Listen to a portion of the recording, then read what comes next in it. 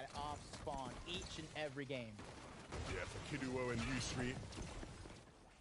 An opportunity here to start to rise the ranks in the leaderboard if they can win this fight off spawn. Erkin and Buzz going to be their opponents. They're not playing this too fast. Again, just looking to try and loot up, get the mats that they can.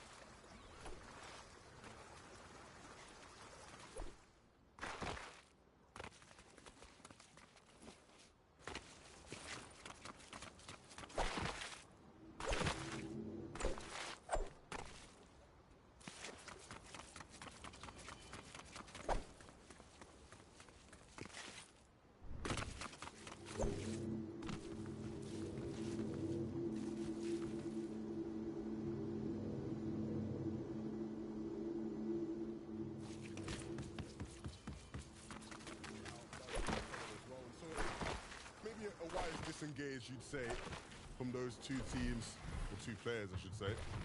Vico, though, in a bit of trouble. Kylie's nowhere to be found, and his opponents are very much on the hunt still. Below, trying to get up towards where Vico is at while farming slap juice barrels along the way.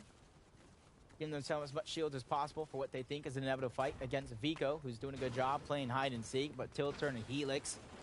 This is one of those situations to where as long as he's directly in the POI, it's not something you want to let escape, but it makes it even harder when you have one dangerous team on the other side of North Slappy, uncontested, able to put those third-party shots down, which makes your decision to try to close it out that much harder. Yeah, and of course, if you're tasting the mustache, you'll be mighty chuffed about the way this is playing out towards the south side. A lot of chaos is great for them, something that they can capitalize on. Of course, if you're Vico, you would be hoping that these guys will just give it a rest at some point, but no, they are very persistent. And in a matter of moments, you've got to think they'll find him. He's right there, hiding behind that desk. Oh, dear, they don't know. He's playing Fortnite. He spotted the shotgun. Tilton spotted the shotgun, and so they know they're ready, and they'll push in. Still have to worry about tasting the mustache from afar, though. But it does look like Vico's time will be cut short in this game. That was just a great find right there. It just goes to show how patient they were actually being to spot out just the movement. You see Ping and Kyrie going up, going high in the sky with the impulses to take height as soon as possible and immediately aggress onto that solo player. Break it through the box. Maven shotgun ending their run yet again. Lonely Labs is not theirs. That's plenty of metal to go around and set themselves up quite nicely. Hyrax and Durs in another similar position. Caught out in the open is not going to be the best thing as they continue to on their loot path to find themselves the best loadout before they can try to build themselves a tower in the sky and look for Surge. Back over to Breakwater Bay. Again. Things just moving rather slowly here. No sudden movements on the side of Vortexes, but very much aware of the fact that his opponents are eager to figure out where exactly he is and what exactly he's doing. Team try to spot him out with the Falcon Scout. Very good early game usage for those players that do split the drop. And for Seti and Cammy, you see them sitting nicely in third place. They found those eliminations late into the game, sticking true to their game plan through and through of where and when to find those eliminations, where and when to get the Surge. They try to play a such passive game very, very early on. Let the lobby tear each other apart before they join in on that fun. And Hellsfire and Refsguard, another one of those teams with all the experience in the world. If you're contested, sometimes it may not yield the best results as Yoxi and Mappy getting a couple of eliminations for themselves, setting themselves up for Surge. And a lot of these teams that are splitting the drops, you can see they're hunting for the Surge elsewhere, and they sometimes just end up in the wrong path against the wrong players. Yeah, you always have to be wary of the teams all around you, right? In terms of when you're setting up for your positions. You have to maybe rotate to go get your Surge as well, right? Who can you potentially hold along the way?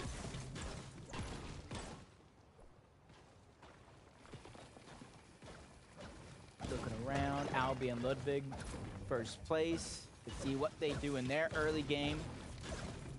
And honestly, that's a great loadout. Shockwave Hammer, an Epic Thunder, plenty of heals. the patented red eye, just get the surge. They're setting themselves up for a possible back-to-back as Flodax and Rifty end up box-to-box against another team. You can see an early game skirmish, trading for surge, splashing themselves back up to what they think could be a prolonged fight, especially since they know they did a good amount of damage onto at least one player who got cleaned up by a whole nother team. It looks like they're actually just going to leave. Of course, they do have the ways to go to get to zone, so again, not being too aggressive or over ambitious, prioritizing staying in this game. Of course, they still do need quite a bit, even with the amount of shields they have. A lot of brick and metal needing to be acquired. Can't say the same for Snazy though. He's looking good when it comes to his materials. And this is a team that talked about back-to-back uncontested games. They get the pull on the western side. This time around, it is going to go a little bit toward the eastern portion of the map. You already see them making adjustments, trying to get there sooner rather than later. They don't want to get stuck on the congested side of the zone as Maris and Frednex. They like to go at it on these early game skirmishes, trying to go ahead and take the height, go up and above, bouncing around. They know the player's weak. Hearing the splashes go off, they're trying to go ahead and take advantage while they can. Piece control is going to be denied. Second time's the charm, but the shots are going to get traded off. Frednex bites off more than he can chew. He goes down. Jay and Cosmo trying to take advantage, but multiple players here in this fight, they're wanting to take a second chance, get the surge of their own, and that's going to allow them to stabilize themselves here in a position as Maris has to back up. He has to get out and reposition. And as good as Frednex has been in some of these games today, just getting caught out a bit too big for his boots. It does happen as the confidence starts to flow through your veins. Unfortunately, in this case, we'll be humbled. And we'll see how this fight plays out. Of course, both those players will be very eager to clean things up. In the case of Axe Force and Vortexes, they have a ways to get to zone. But their journey this game has been a very interesting one. We have Taco here on the sidelines to fill us in on what they've been up to. That journey first started over in Breakwater Bay, Levin, because Axe-Force and Vortexers were actually caught up in an engagement for a very long time with Pixie and Della. They actually expended so much time and resources throughout this engagement that it even drew the attention of another duo. So Bad Sniper was actually able to collect one of the E-Limbs, of course, Axe-Forces and Vortexer, make sure to finish off the rest. But now this rotation taking a little bit longer, so we'll see how they push through. Yeah, that's going to be tough, right? Because now it feels like they're going to spend a lot of the game trying to play catch-up. When you invest that much time, it hinders you from being able to get the kind of loot you want. And so this is exactly what they need to do, right? Find these kind of limbs, pick players off. And I said they need to play catch-up. They are catching up. This is a perfect situation for them. They caught up to CZB all right. And you can see exactly how they did do that. CZB just taking too long by himself. You can see his teammate trying to close in on the distance, but as soon as he goes down, he just about faces, try to get out, goes a little bit deeper in the zone. The reboot card is what his goal is eventually, but he has to go through Vortex and Axe Force, and the blessing is Zone's moving, Zone's pushing them in, so that reboot card, getting it is going to be a huge possibility, but getting the actual reboot might be a different story. What have we walked our way on into here? This is a very, very messy fighting situation. And one that Queasy and Vino will look to capitalize on. They are, again, the lobby bosses. They play on max difficulty sometimes. And you cannot afford to slip up and make a mistake against these guys. You can't be prepared to come into the fight without being fully ready. And the thing is, they know at least another team's there. Queasy dropped down, disengaged from the fight, and try to make sure that Vino stayed alive. Teamwork, trying to make the dream work, but now Flixie and Cheatin do have that high ground. You can see them going for the piece control against Vino and Queasy. That first one's going to be denied, but he's just trying to look for the scrap simultaneously. Anything's better than nothing as Vino strikes back, but takes a huge 97 tag. Yeah, but the problem is Vino is that bear you do not want to poke. Things will start getting grisly for you if you do. Flixie, as good of a player as he is going to have to play his absolute best if he wants to be successful in this fight. Needs to keep hitting some big shots and looking to set up to do so. Doesn't quite have the angle there. The left-hand peek makes things just that bit more awkward. Is trying to come from behind, though, as Cheatin looks to attack from the front. They are setting up a decent pinch here, and one that actually might just catch Queasy out. No, Vino coming attacking, but no. Flixie again hitting a big shot. And I said things are going to get grisly. It's looking like it's that way for Vino as Queasy starts to return some fire. doing everything they can to save each other's life, but it's costing them so much health, so much shields. Vino took that first shot. He dropped down low. Now he's on a shockwave hammer him and Queasy to safety. But the shots come in elsewhere. The third party trying to clean up Queasy. They know how dangerous anybody could be if you let them survive, and that's why Queasy's closing in on the distance. Queasy looking like he's getting cleaned up, but Vino with a huge tag. Siphon coming in for Flixie almost in the nick of time. Cheatin's full HP. They get the shockwave hammer. This is Vino's chance to try to get out alive. Shockwave hammering himself to safety.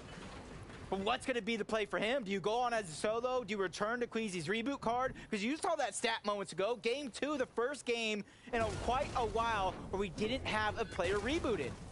Hey, look, you certainly will want to get Queasy back into the game. He is, of course, a big part of that duo.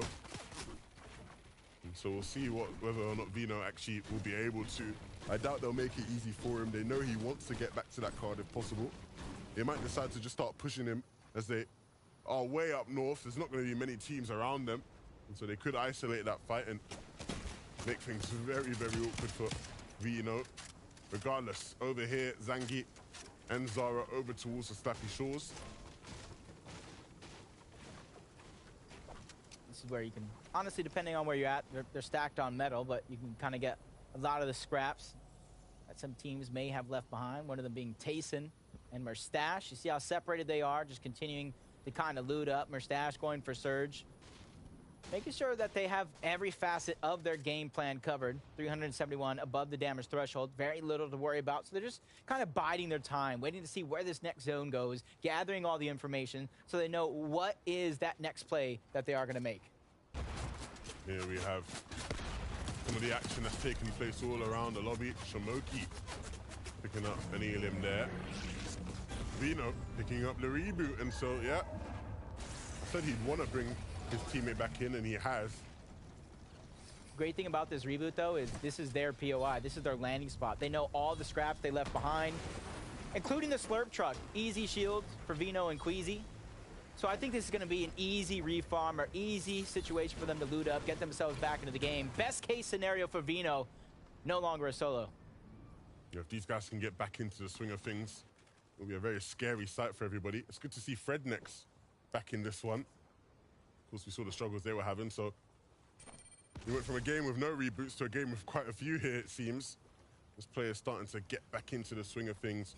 It is always tough, though, when you have to get rebooted so late into a game. Being able to actually find a loadout and then get some decent materials to work with is always going to be tough. It doesn't seem like Thomas will be able to reboot Malibu. We saw him go down not too long ago in the feed. So a tough task in the hands of the Dane. It goes to show that their progression week to week is getting better. But now, that 1v66 situation for Thomas, trying to take over the rest of the lobby. There's a whole duo right below him, just trying to knock him down. Thomas trying to think outside of the box, drop when they wouldn't suspect it, but players in the distance see that one coming. Put down the shots, make him second guess that decision. Hellfire's gonna take down Andalex. A beautiful run, possibly coming to the end. 139 above the damage threshold for Thurs and Hyrax. So, interesting decision what they're gonna make here. You see Hellfire moving in. Snazzy was already down. And there goes the next one, Andalex soon to follow.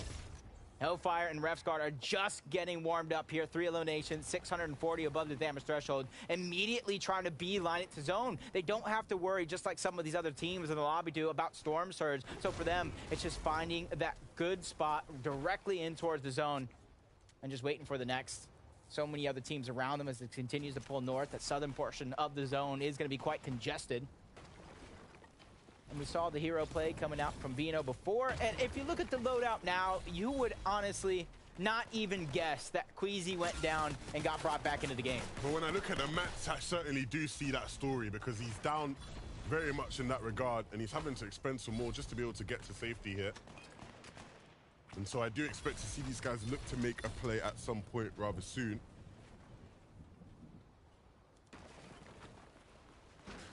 Hyrax and Durs right next to Thomas. They know he's a solo. Probably use that as a green light to go. But Thomas on the other side, yeah, did give him the green light. Durs making that one look easy. Catching him off guard, trying to expand his box. trying to hide the fact that he was a solo, but they spotted him out eons ago. They also needed that surge desperately after the elimination, only 55 above. So not feeling a huge amount of confidence when it comes to Sword and Surge, but they're feeling that breath of fresh air that they don't have to worry about for a few seconds. As Pink now under the pressure, Nev's is going to get dropped back against the zone, still taking a few amount of damage. He can just somehow get out as X-Squeeze and Podesai are closing in on the distance. Yeah, and another game where, again, I hate to chalk it down to difficulties of zones, but you definitely assume that with it being, again, a brutal bastion area all the way up here in the north. They're above on Surge, but just barely, and running very, very low. They obviously land all the way at the south of the map, below Frenzy Fields. And Podesai and X-Squeeze able to profit off of their bad fortune. They're probably just going to disengage, get out. As Queasy and Vino just seem to be a target, a focus of everybody, but my gosh, does he make that player regret his decision, get aggressive on somebody else? But you got to imagine the effects of Storm Surge does to a lot of players in the lobby. Doesn't matter if you're above, you could still become on the receiving end of aggression for a team that is below, and that's exactly what I think might have happened there. Vino taking advantage. You can kind of see the loadout. Splashes, floppers, shockwave hammer, that mythic tactical pistol that we keep talking about. Really being a trendsetter here on EU.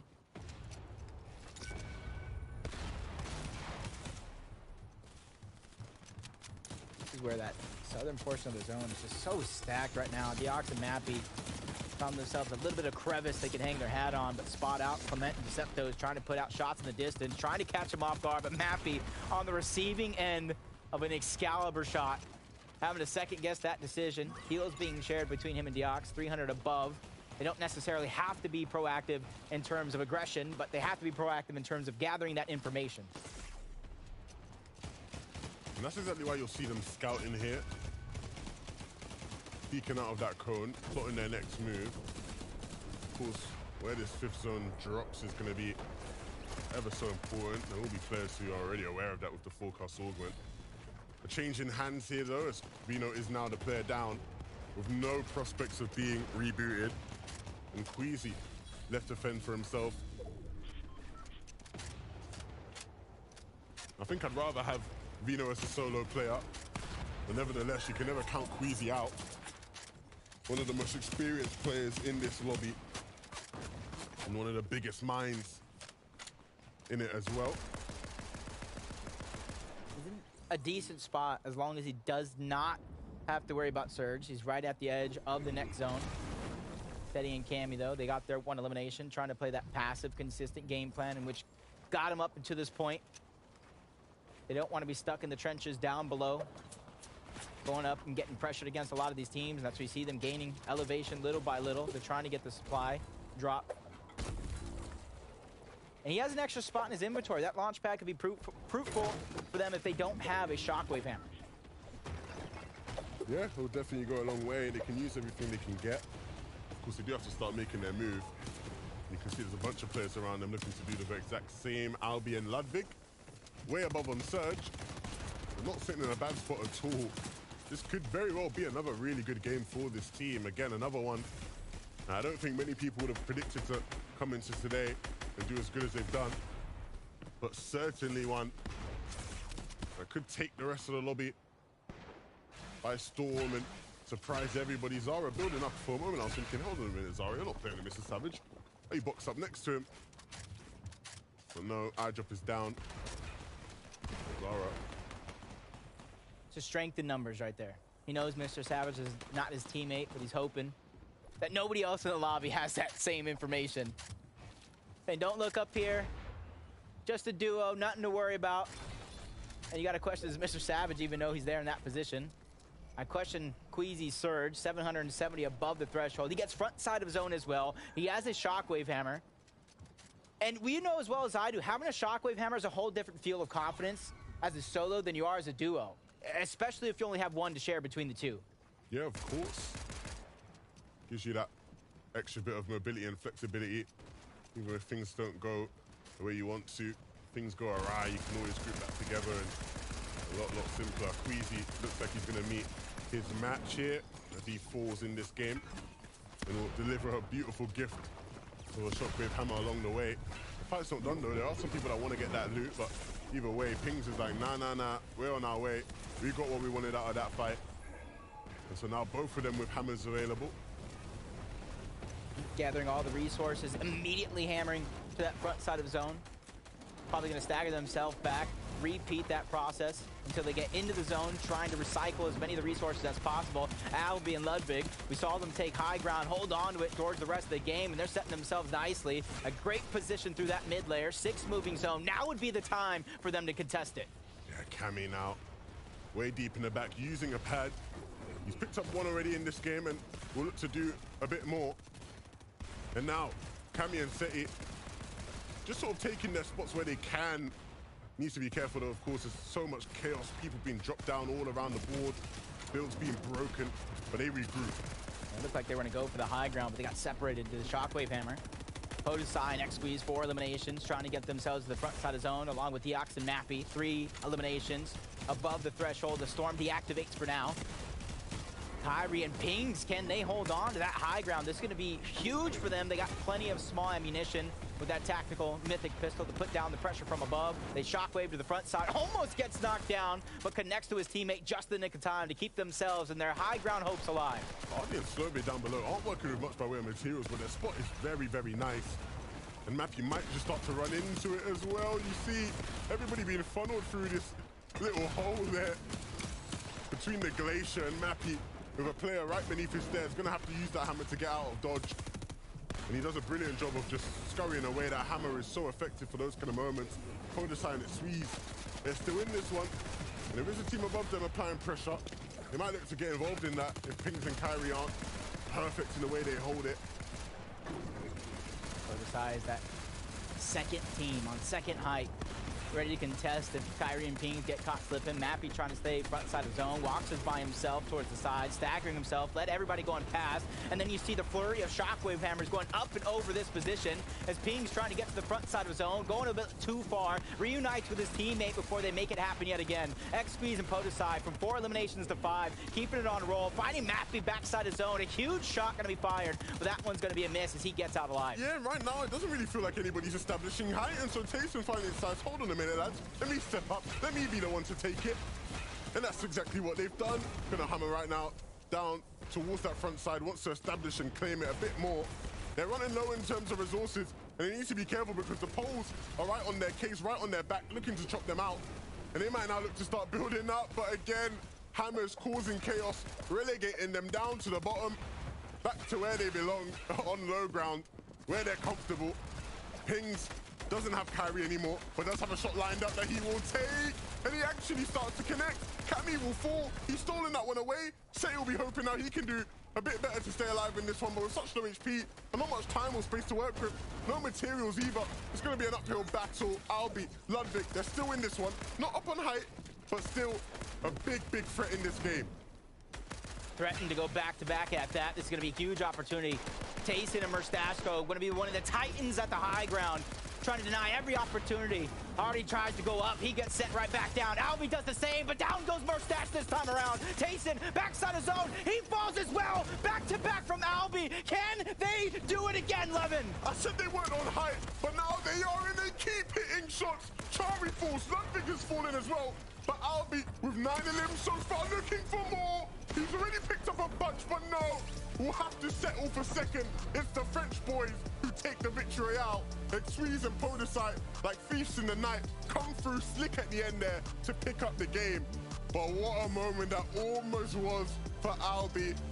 Ludwig and Albie putting on a showcase, but it's the French who take the win. They were writing up the script. Albie, Ludwig, back-to-back.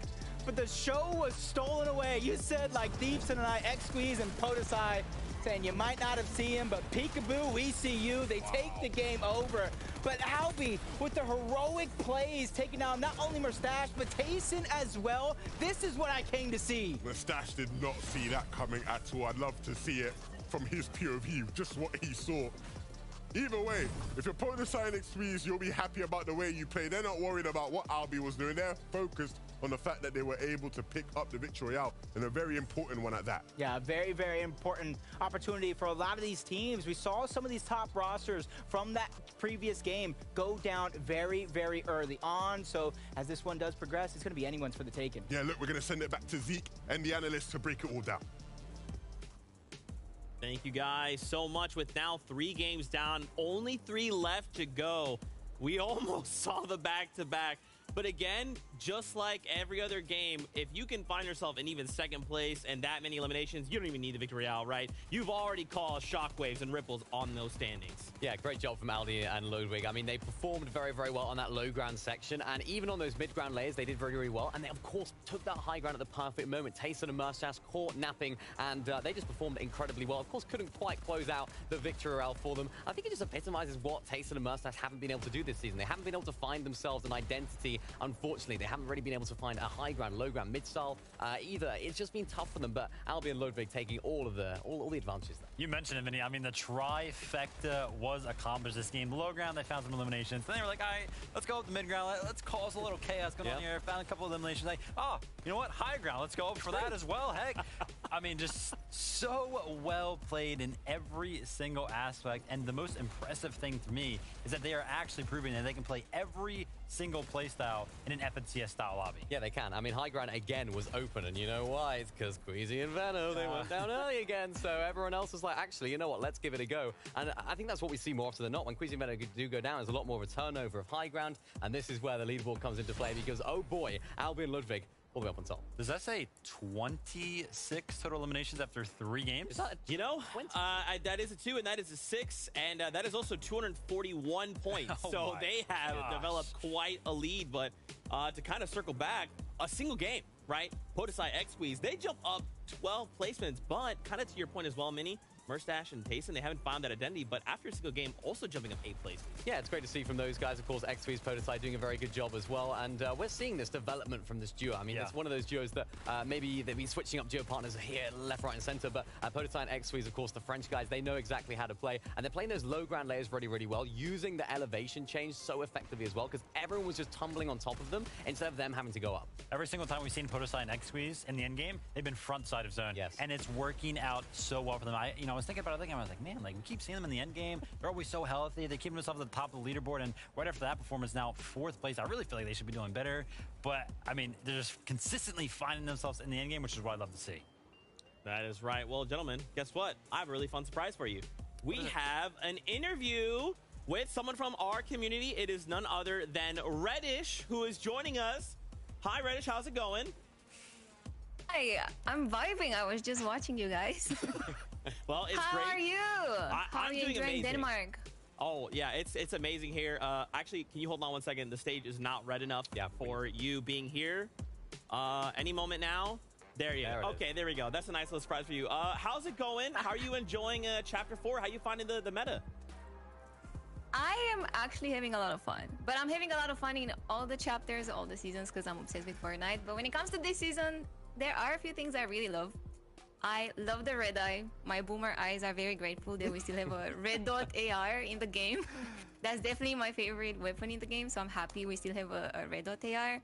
And then what makes this chapter super special for me is definitely the addition of the augments.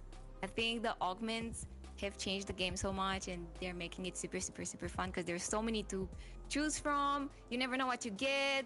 You're trying to look for gold everywhere to make sure you have enough to reroll, so I think that's super exciting. And then hammers in this meta, I know, very heated debate. I feel like for me, it's been a fun item. Of course, it makes the game a bit easier for players that are not as experienced, because even I can make it in super late game, right, to the final zones with a hammer. But at the same time, I remember I died to the hammer so many times.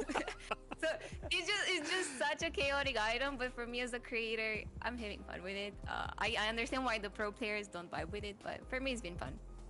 So this chapter has been fun for me, honestly. Comp-wise and content-wise, it's been a blast. Yeah, couldn't agree more. You know, the big sentiment around Chapter 4 is, you know, oh, POIs, landmarks, split drops. You settle the debate. What is your favorite drop spot when it comes to Chapter 4? Depends if for comp, because I play a bit of comp as well. I'm not the Okay. best, but I love comp. For comp, I have my tiny place. It's not a POI. It's a house at the south of the winter biome that has a lot of meta. Like, I'm stacked on mats and everything. If I'm not contested, I'm winning the game. So I'm landing there. But POI wise, I'm vibing with a lot of them. I love Faulty. I love Frenzy.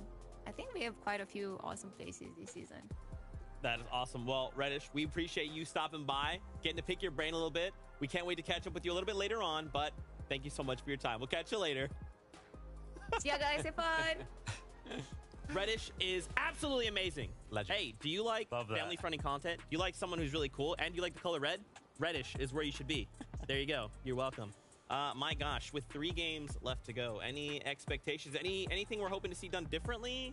3 down, 3 to go. Keep it up. Anybody that's doing well, maybe a little small adjustments from teams, not so much. Yeah, Cammy say I want to see more from them. Tayson and Mustache doing the exact same. Hopefully they'll be able to pick up where they left off in that previous game, having a solid game, but let's see if they can get a win. Adjustments. That is the name of the game right now. Which duos will rise? Which will fall? Let's find out. This is game number 4.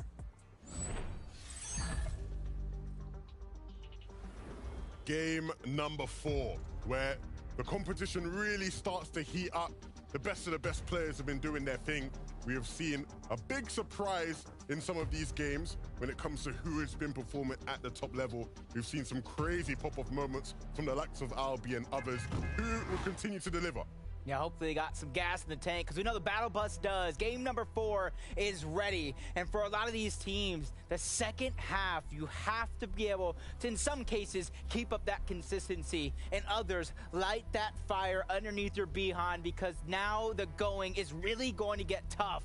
Everybody, depending on where you're at in the leaderboards, that is what is going to change the way you play. And for Snazy and Andalex, uncontested drop from last week to this, they've already changed their game plan up, and it's been working out for them pretty well, making it to the end game. But just like some of these other teams we've been talking about, consistency is simply not enough. You have to be able to mix in. You have to be able to find those eliminations, because the meta has changed. It's more aggressive than we've seen in quite a while.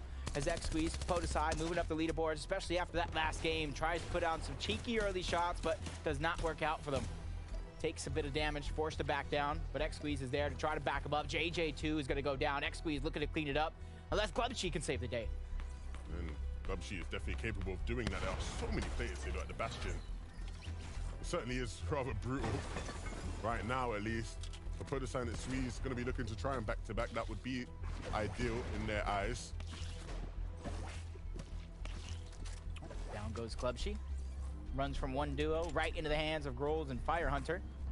And that's where you got to know if you're X-Squeeze and Podesai, seeing him go down, knowing that it didn't happen too far away. That they know, you know, he's gone, can't get that one. You got to continue on, continue looting up. No reason to get greedy here in this situation. Is Kylie and Vico. We've seen the troubles from games 2 and 3 begin to set in and really change their performance, change the way they've looked at this game. But off spawn now. It does look like they're going to have a fighting chance, scaring away Tilter and Helix, ending up in between Tayson and Mustache. That's not a spot I would want to be at all. Not at all. Up above Voltiax in a situation he doesn't want to be in. Very unfortunate. They're actually picking up Mighty Pelican. Hold on a minute. Things have changed their hand here a bit. What should have been the end of Maze and Voltiax might just be new life in this game, new blood, but no, hard find. You know, when you've got a strong controller player in your box like that, there's rarely going to be a chance for you to actually come out alive. But you saw that there, yeah. I'll be rolling up, and we know what they can do. It's like the little NPCs that, you know, they get the little exclamation point over the head. That was Albie. He spotted that one in the disc. They said, uh-oh, somebody's nearby. Quickly tries to beeline, take advantage of anybody that might be weak, as Flickseek is going to clean that one up along with Cheatin'. Get themselves early surge, early elimination. Spotting a build fight break out right in front of them. They're licking their lips right now. Even more surge theirs for the taking. See a down go throughout the sky. And this game, Levin, compared to last, is getting rather ramped up quickly. Yeah, a lot of action taking place rather early here. I told you, man. Game 4, 5, 6, that's where things really start to get intense. You've seen already to start game 4. Just exactly Now some of these players are looking to move now. For Albi and Ludwig, can they continue their reign of terror on the lobby? Can they continue to be the force they've been in these games? You'd love to see it for sure. There's always that possibility. Almost in the double-digit ELMs per game. If they can keep up this pace, maybe tag on a few more on the tail end as Merstash and Tayson hearing that fight go down very, very early on. Closing in on the distance, trying to take advantage of any weak players in the distance. Merstash might feel like he knows Hardfind is down there. Solo separated from the rest of his team. Tayson is trying to be hot on his heels as well. This is a 2v1. They want to close out rather quickly. But Hardfind going back into Kylie and Vico, sandwiched between two different duos. This is not a situation I would ever want to be in as Vico finds him slip and takes him out. But Merstash still closing in on the distance. Merstash and Tayson, you know how scary they can be in this kind of situation. That's a tough prospect to handle.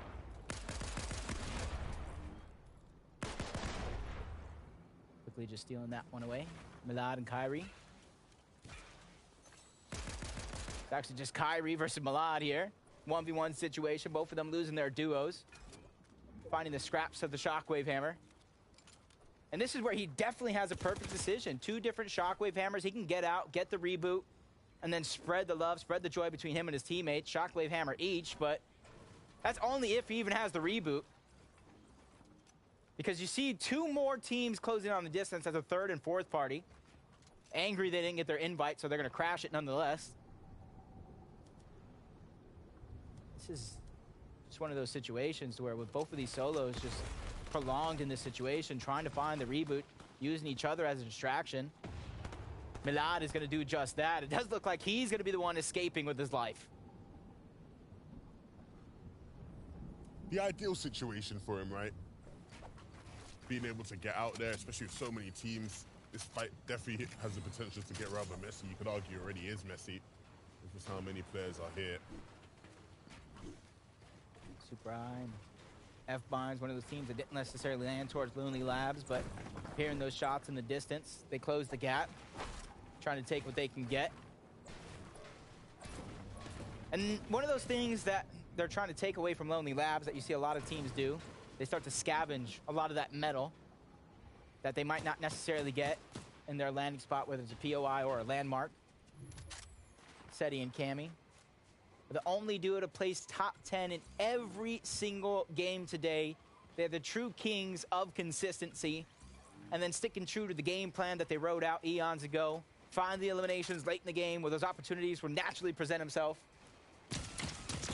Honestly, they just need to continue doing what they're doing, and they're going to be off to the races.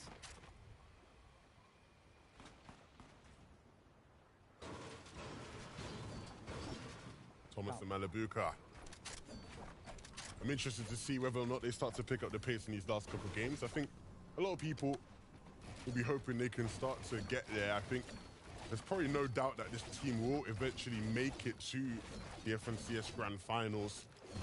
The question will just be, can they get to their form of earlier this season? You can see just that activity towards Brittle Bastion is almost like it's non-stop. Podesai squeeze. They got themselves that early game elimination. Two other teams close by just trying to steal away the loot, prevent somebody else from getting that capture point. That's a lot of loot you're giving up to somebody else. And for Podesai and X-Squeeze, it's just about taking height and really trying to put pressure down on the lobby. And you can see them being very, very weary about everybody else in the distance, which is a good attribute to have. To see Queasy and Vino still looking good. Of course, here in Game 4, we have a bit of a switch up on our side, Jacob. We now have the wonderful Vivid here to fill us in on some of the things we've missed. Vivid, what you got for us? Guys, Game 3, aggression has been the name of the game for a lot of these duos. Already 72 players alive in the lobby. Now, that makes it tough for any duo that isn't as aggressive. Now, of course, Cammy and Seti, one of those duos. Every single time that they get is going to mean so much more. And Augments, of course, like Bush Warrior, going to help with that. We'll have to see how some of these non-aggressive duos fare in Game number 3. Thank you, Vivid. Really answering my questions that I've had in my head. Without getting any eliminations till late in the game, Seti and Cammy, how are you getting your surge? What is your game plan? Seeing it all break down in front of us. giving me the missing puzzle pieces to that story, showing why they are one of the best teams to grace Fortnite, no matter the region. I agree. I'm not going to disagree with you on that one. I was waiting for you to say something because I was looking at you. I agree. I know you're a huge fan of Vino and Queasy. They have a good argument. I'm a fan of great. I'm a fan of greatness. Okay. You're great. I like you. I can agree with that. That's probably why I like you as well. You're just great. Thank you. Has nothing to do with the height. This is going to be a great opportunity for somebody to really rise up the ranks, get the surge they were looking for, get a ton of loot that they might have not gotten at their POI. Helix and Tilt Turn are going to be on the low ground. Mappy stuck by himself, and you can see Moran and Paco looking like they're trying to close in on the distance, knocking out the doors. But it looks like just everybody in this situation as the zone continues to pull north. It's a little center, but it still continues to pull north. The longer you take in a situation like this, whether you're fighting or not, makes it that much harder to get into the zone because you're going on the most congested side while everybody else has already beaten you there. An update here in terms of how Marius and Frednex are doing. Of course, they've been a team that's definitely impressed today. Maybe some would consider one of the more surprised teams in terms of their position in the standings. Chasing the mustache. No real surprises today in their play. Again, I'd like to see them have their game, right? You typically expect some of these top dogs to come through and eventually roll it and win a game. Chasing the mustache and the previous one, caught in the crossfire up above, weren't able to connect with their shots and were punished as a result of it. For Pink and Nebs, to see them doing as well as they're doing with some of the zones they've had to deal with today, I think is a big sign of the potential of this team. Haven't necessarily been the flashiest and most impressive, but they are here. They are fighting. If they do get the chance to show what they can do, I'd love to see them have one of their classic dominant height games maybe, or maybe something more humble down below in mid and low. I like what Pink is doing, man. Just throwing some darts and landing them all around the map. Building that cushion when it comes to Storm Surge, making it less and less of a worry as the game does progress. As Daboul, Vexy have that same aspect of a cushion of 363 above the damage threshold. They're already almost going towards that center zone. Possibly just trying to build themselves a great spot to where when all these other teams begin to rotate in, when the next zone pulls and they end up possibly on the congested side, they don't have to worry about surge. They can just focus on that rotation, beating other teams in the chase as Karmi and Vaniac end up in another fight. 75 below the damage threshold. The choice isn't necessarily theirs. They have to take what they can get in this situation as Astral is getting pushed back. This is not what you want to be on here, but they're on the defensive end. They can quickly peek, try to take down Karmi's shield along with Vaniac, especially if they're separated. Yeah. In comes a new challenger. Yeah. Out of nowhere almost. I'm sure that one surprised Karmi a bit of a jump scare. But it's by no means the end of this horror movie. Still plenty more acts to go. He needs to regroup with Vaniac. If there's any hope for them, and that's exactly what they'll do. Hellfire does pose a threat. I think now that they realize it is just the one player, now they just have to go on the offensive, not without some punishment though from the rest of the lobby. Gotta be careful though, because they were just fighting a team right below them. They could try to bounce back up and try to make them regret it as one goes down. Vaniac with just a sliver of HP. Hellfire! Wow. Along with Revscard, really cementing themselves here in this game. That's a confidence booster if I've ever seen one myself. And you can take a look at the map. All of those other teams using that as a distraction to try to get into zone, but they're not going directly in towards the middle of zone. They're trying to gatekeep this team out, but they don't know how dangerous they can be. Hellfire was sitting there all alone and made quick work. An absolute nightmare there for Karmi and Vaniac. And that will be the end of the horror story for them. Wow. All due to the good work of Hellfire. Very impressive stuff in a 2v1 right there. Exactly what you want to do when they test you. You pass that test. You can see them leaving Achilles Plunder map behind. You got to think that buried treasure probably outside of zone, not worth their time for Flixie and cheating. But hey, if somebody else finds that and they're in shambles, one man's trash is another man's treasure, almost literally when it comes to Achilles Plunder. But 307 above, cheating and Flixie. They know that one team is right next to them. They're just getting themselves right at the edge of zone, so they don't have much to worry about. 288, Albion Ludwig. One of the most dominant teams that we've seen on the day. First place, single game elimination record at 11 in game number 3. We've seen some records break yesterday, and they're looking to do it here again today as they get tagged up on the edge of zone, having to stabilize themselves in this position for now. But 261 above the damage threshold, there's at least that. They don't have to hunt for any of these shots. Yeah, I've been mighty impressed with this team. A duo who by no means are considered the stars of the region, but very experienced players. Have had their fair share of successes in previous chapters, previous seasons.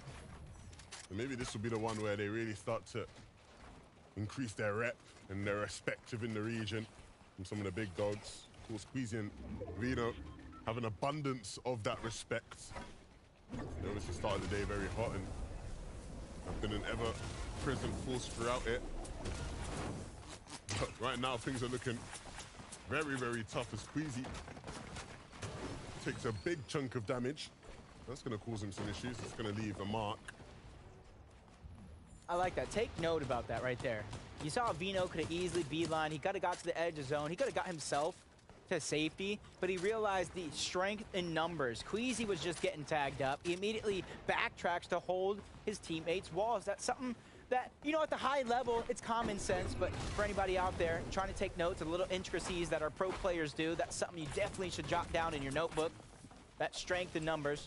XQueeze and Podosai showed that early on in the game, able to 2v1 that early elimination. Snazy and Andalex showing what you can do with an uncontested drop. 121 below the damage threshold, though. The only downfall, really, of an uncontested drop is Andalex gets sent back to the lobby, having to watch his teammate perform. And 88 below the damage threshold, at least he can start giving out information, helping Snazy think outside of the box in terms of his typical game plan. He needs to connect to something big here. Not quite doing that. 30 damage being all he takes, and so now just looking to take the game into his own hands, taking initiative, wants to break his way through. He's up against a duo, but he does not care. That's not going to stop him. He just needs to deal damage and fast, and unfortunately, the only person taking damage will be him. One problem is, though, he's starting to cause a domino effect that Flodax and Rifty are going to have to suffer from.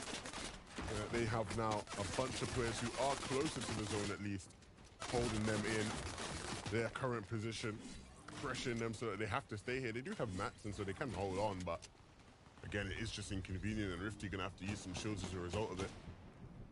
Yeah, about five singular players trying to focus on grab that elimination.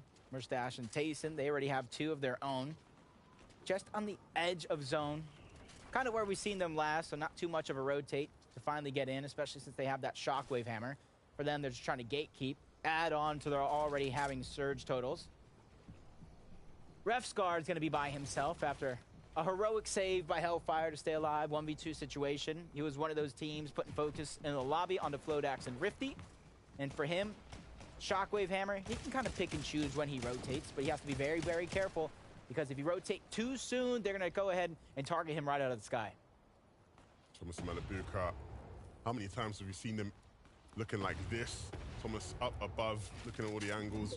Malabuka a bit further down below. Now positioned well in the zone. I wonder whether or not they have that forecast augment. Maybe they start to pull that 5th zone. That would be very, very useful. Of course, knowledge of that 5th zone and where it is so valuable when forecasting and projecting how your end game is going to go. And a little bit of change in pace we might see here towards this next end game. Instead of the massive differences in elevation changes, we just got an ice skating ring at the bottom. Not much to worry about. Some players can use that as a tool for their escape. Others might get a little frustrated if they don't expect it. As Queasy and Vino, you can see them kind of refarm while one's holding that height, gathering the information. 858 above for Shimoki and Swizzy. They got themselves a good spot, but it's a little crowded on this left side. Depending on where this next one goes, could cause some utter chaos and destruction for half of the lobby.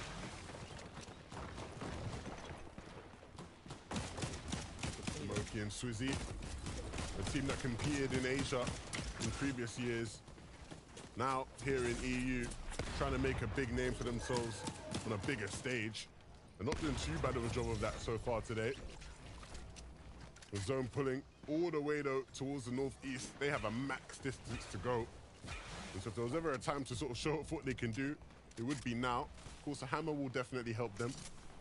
And maybe the ice will allow them to skid their way on into that zone once they get there. But you have to be very, very careful about how they proceed in the next couple of minutes. Refsguard all alone, even with all of Hellfire's heroics in the 2v1 earlier in this game. They are just left with the one player defend for their spot in the leaderboard, currently at 20th. See him just trying to top himself off before this next rotation. Going to the backside of zone, using the med mist to get himself there. Seti and Cammy. We saw their game plan very, very early on when it came to Surge. Even though they don't have 0 eliminations, they don't have very much to worry about. Short padding to the front side of zone. Very little distance to cover. But this is exactly what I'm talking about, slipping and sliding all over. If you don't expect it, the cones are going to be a must in a situation like this. Fire Hunter flying high through the sky, doing so as a solo. Doesn't look like Rolls is anywhere nearby. As Seti and Cam are just continuously not only gathering the information, but putting shots at anybody trying to box up close by so they know that it's not safe. You don't have that feeling of comfortability. Rolls and Fire Hunter. They have a bone to pick with the lobby. They'll be very, very hopeful of their chances in this one. We saw Groves' game come to a tragic end last time round as he shockwaved himself right into another team's box and had no defense to answer with it. Now, though, they sit in a better spot. Still not as fruitful as maybe they would want to be when it comes to their resources. But the chance is there. Bino and Queasy, another game where they get to play it as a duo. We know what they can do in those kind of situations. One of the top dogs right now in this lobby. And you can expect Queasy is cooking up something devious to get them in through to that first zone. I'm almost playing like a trivia mini game in my head as Ludwig lost Albi. And if he's going to make history, have a top 3 finish in 3 straight games, he's going to have to do it as a solo. Doesn't have Surge to worry about, 354 above. Has to worry about just getting into zone, bypassing a lot of this chaos, instantly gets towards the front side. Huge amount for him, and I was thinking play a trivia game. When is Queasy and Vino going to take height? But I think now's the time. 6 moving zone, that's their cue. Refsguard is going to have to follow suit. We talked about him being a solo, running out of resources, running out of builds. The inevitable is bound to happen. He has to look for a refresh. Yeah, Refsguard in dire straits right now. A big shot would be all he needs to sort of keep himself in this one. And the opportunities will be there. There's a play right in his box that he can't answer for. That's a find. That's going to take him out, Ludwig, in a very similar spot.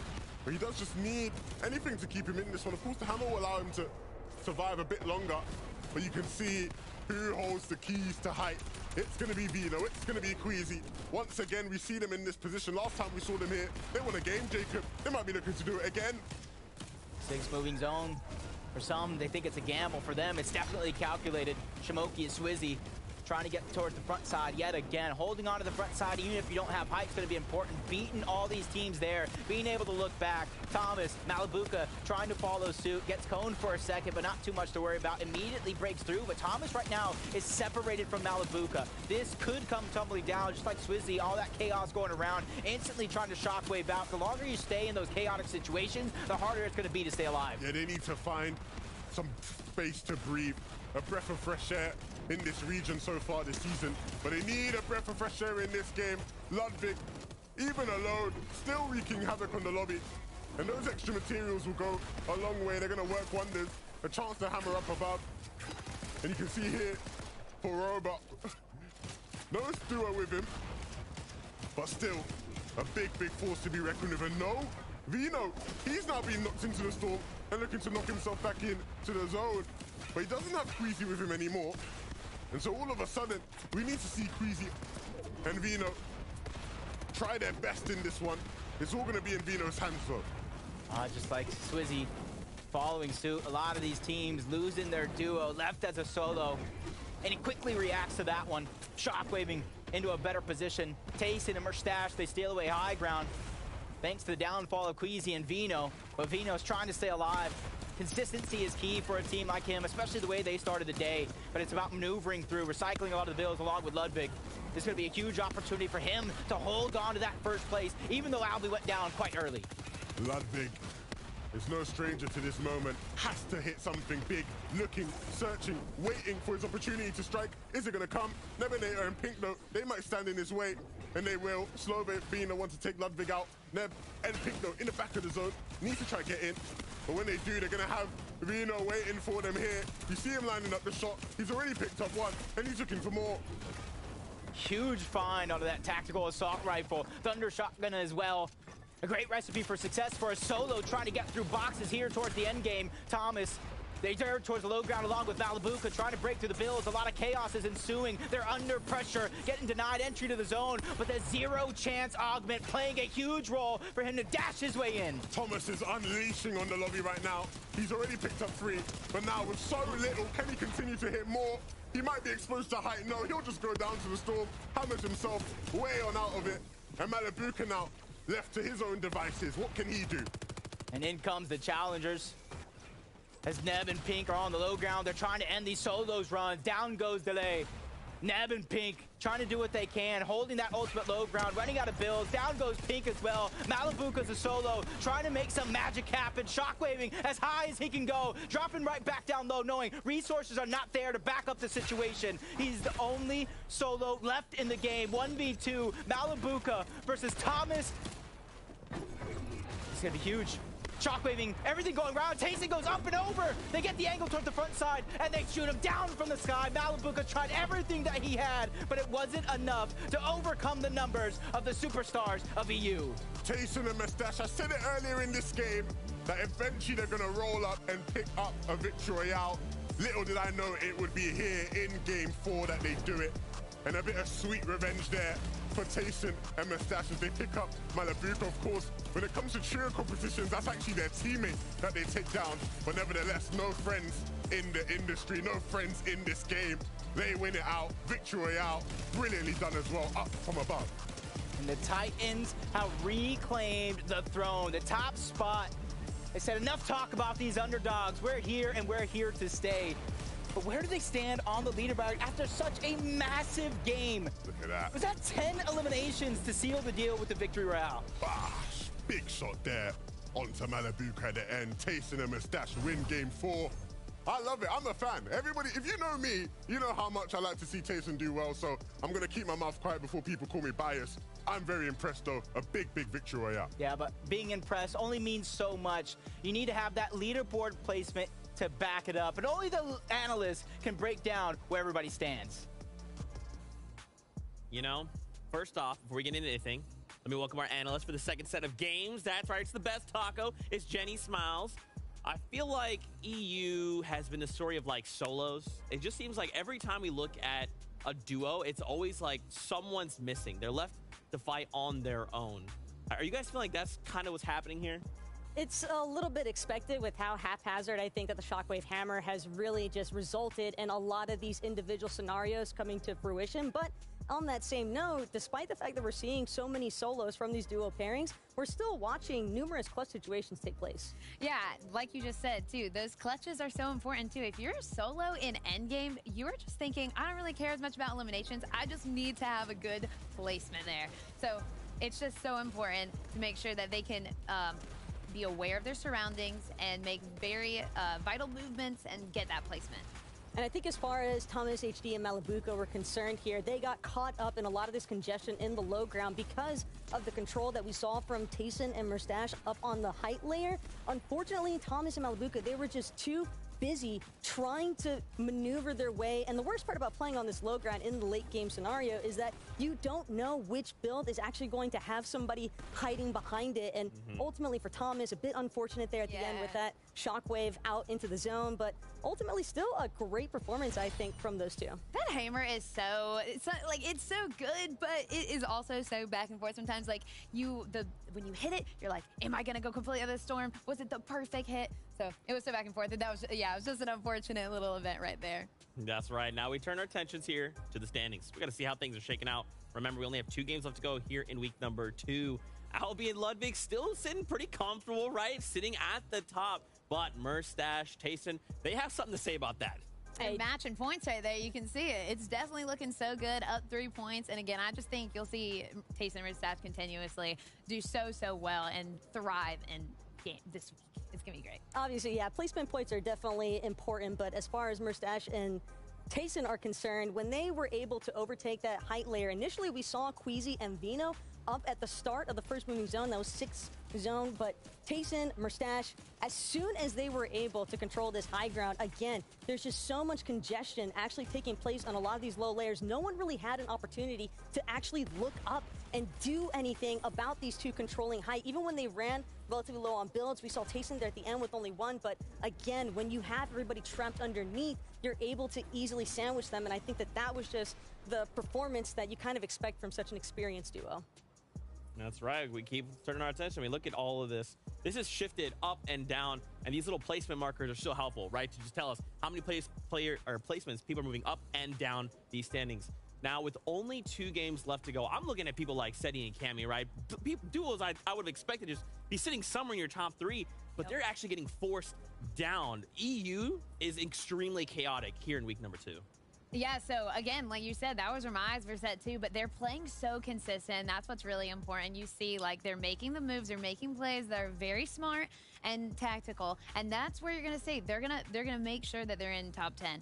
But then you also see you have your standings for 11 through 20, and those teams are gonna be saying, all right, I want to get to that top 10. How can I make that happen? So it's gonna be slight adjustments. Again, you can see some of these teams up 10 plus points. So that will just continuously go up. I think part of the reason why we're seeing duos like Seti and Cammy, who are notorious for being such consistent performance, struggle here is because of the fact that the Shockwave Hammer, again, it's such a volatile meta that we're not really seeing consistency in terms of placement be the real reigning factor here. It's actually those individual pop-off performances. And what I mean by duos having their individual standout games, because Albie Ludwig, I think, are a perfect example. I mean, they've got 28 elims, and I think are a huge part of the reason why they find themselves first as far as in-game points and placement points are concerned. But again, we're seeing other duos also rise to the occasion, and Pink and Nebs are one that definitely come to mind.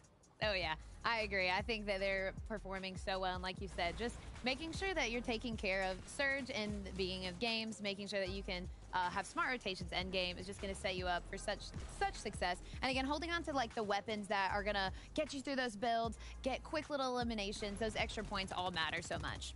Yeah, and I think, you know, the talk of EU is going to continue to be adaptability, right? These duos that are shifting, making those adjustments they need to, are going to be moving up the standings, and there's only 2 games left to go. We actually got a sneak peek there. 20th place, Firehunter and Grolls. We looked at those series point leaderboards coming into today, and they were on the bubble, and now they're thinking, with only this week, 2 games left, next week, 6 games there, we have to perform well if we want to make it. Hey, we're past the halfway point, so it's time to see who can finish strong. That's right. Well, hey, I know what y'all want. Y'all want more games. All right, let's get into it then. We ain't got to wait much longer with 2 games left to go. Who's going to make it in that top 10? This is game number 5.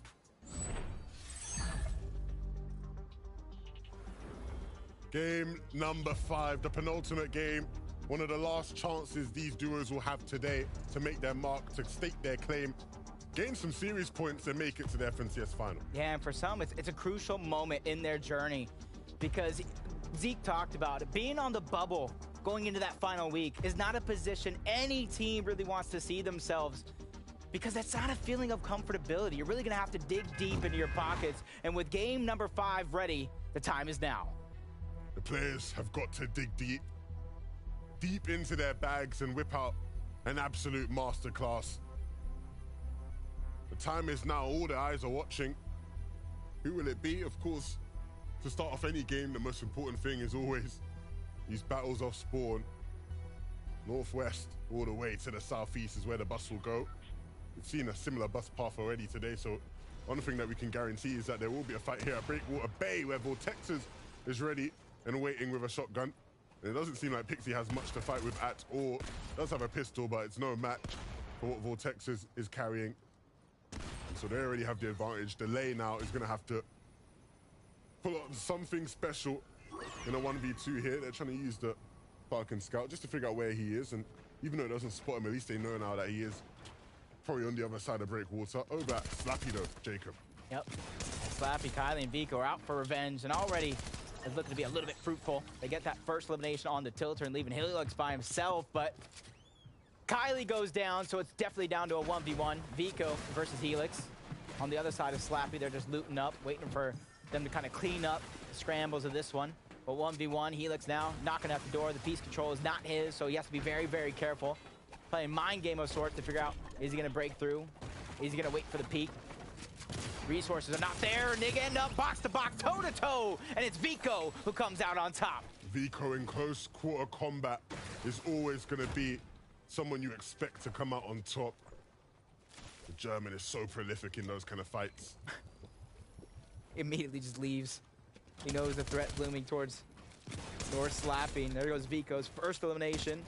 Machine SMG finding a Maven elsewhere. I like the attempt. I like the aggression coming out from Helix, especially with how their day has been going. Hats off to him, though. And back to Breakwater Bay, where we already saw Pixie get picked up. I don't think he knows. I don't think he knows Delay is right there behind that tree. He doesn't. And Delay, very patient, but unfortunately does get spotted out, and so that will be the end of him. I love the patience right there. Try to turn it around, but now Axe Force, Vortexers, they get themselves a Shockwave Hammer. They got themselves early game Surge. A great setup for success is POTUSI and an X Squeeze. They didn't find that early game elimination, but they did push that team off.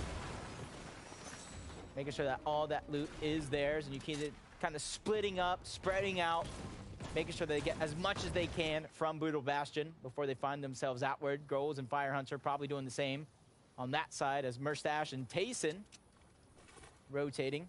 It looks like they're actually looking for Vico here. They know that fight did go down. They saw the eliminations pop up in the feed. They're just trying to figure out where in the world is Vico.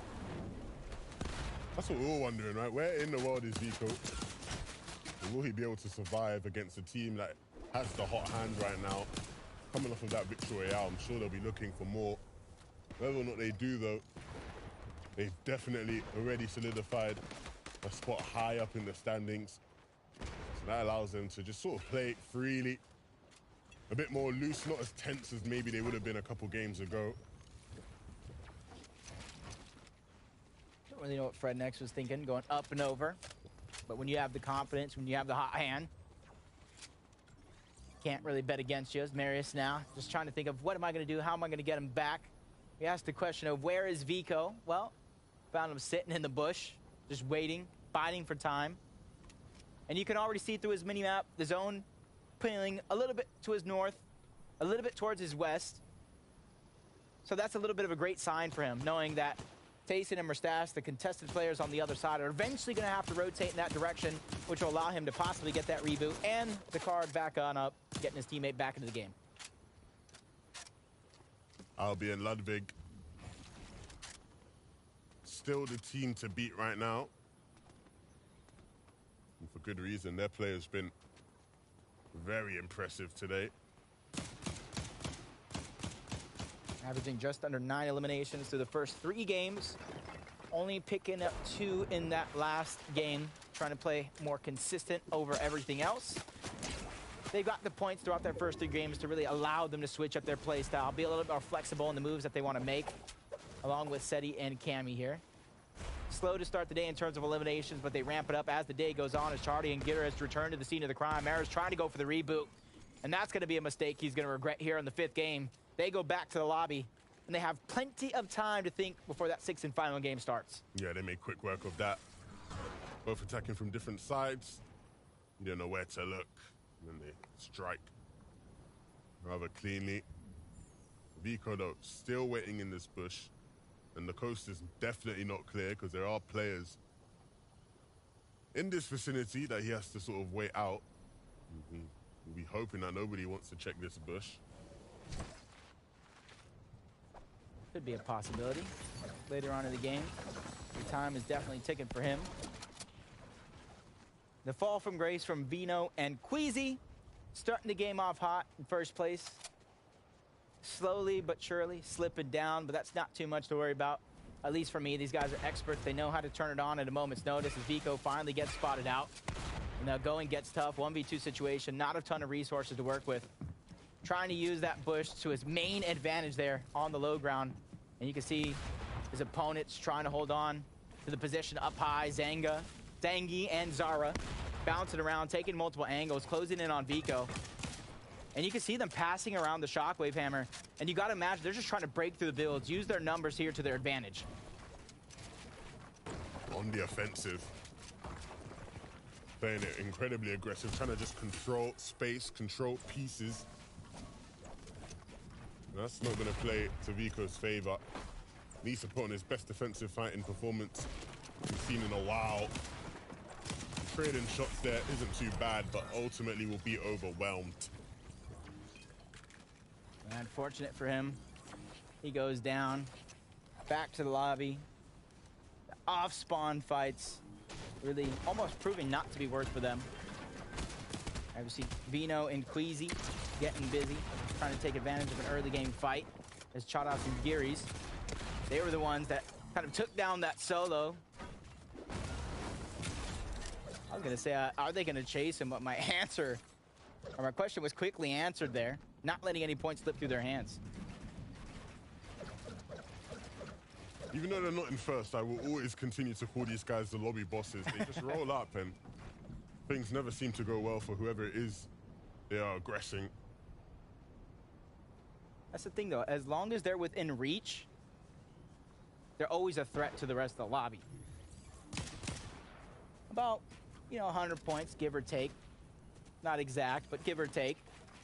So these last two games mean so much for them and trying to boost up the leaderboards. Just Tayson and Mustache finding that team on the outskirts of Slappy. They're trying to get it aggressive while they can, while no other teams are looming in the distance, threatening to third parties. Zangi's the one that's under the most pressure from Tayson. Mustache is going to go fly on the other side, takes a few tags himself.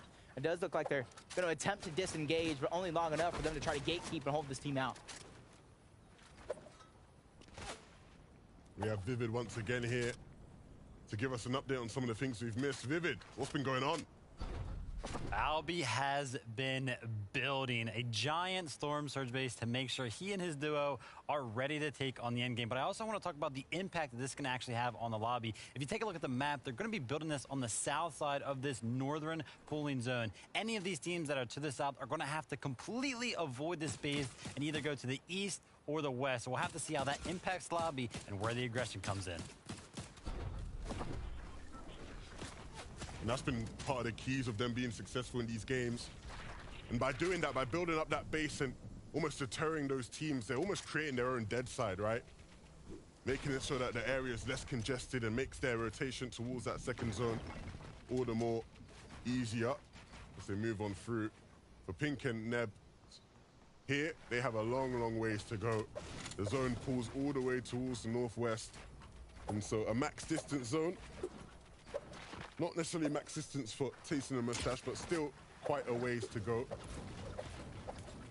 If they just have Surge to back up this rotation, it's be a great ingredient for the recipe for success. You see Bridles and CZB end up in a box-to-box fight. One's going to go down.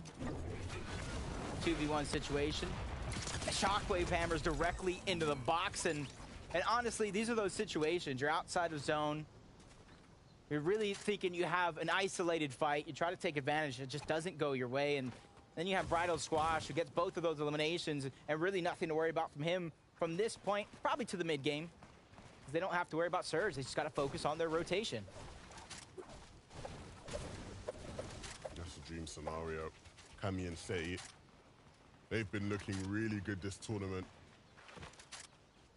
Even with some of the underperformances leading up to the FNCS Major, many of the pundits in the scene always said, look, regardless of how they perform in tournaments leading up to it, when it comes to the actual major, these two will always step up.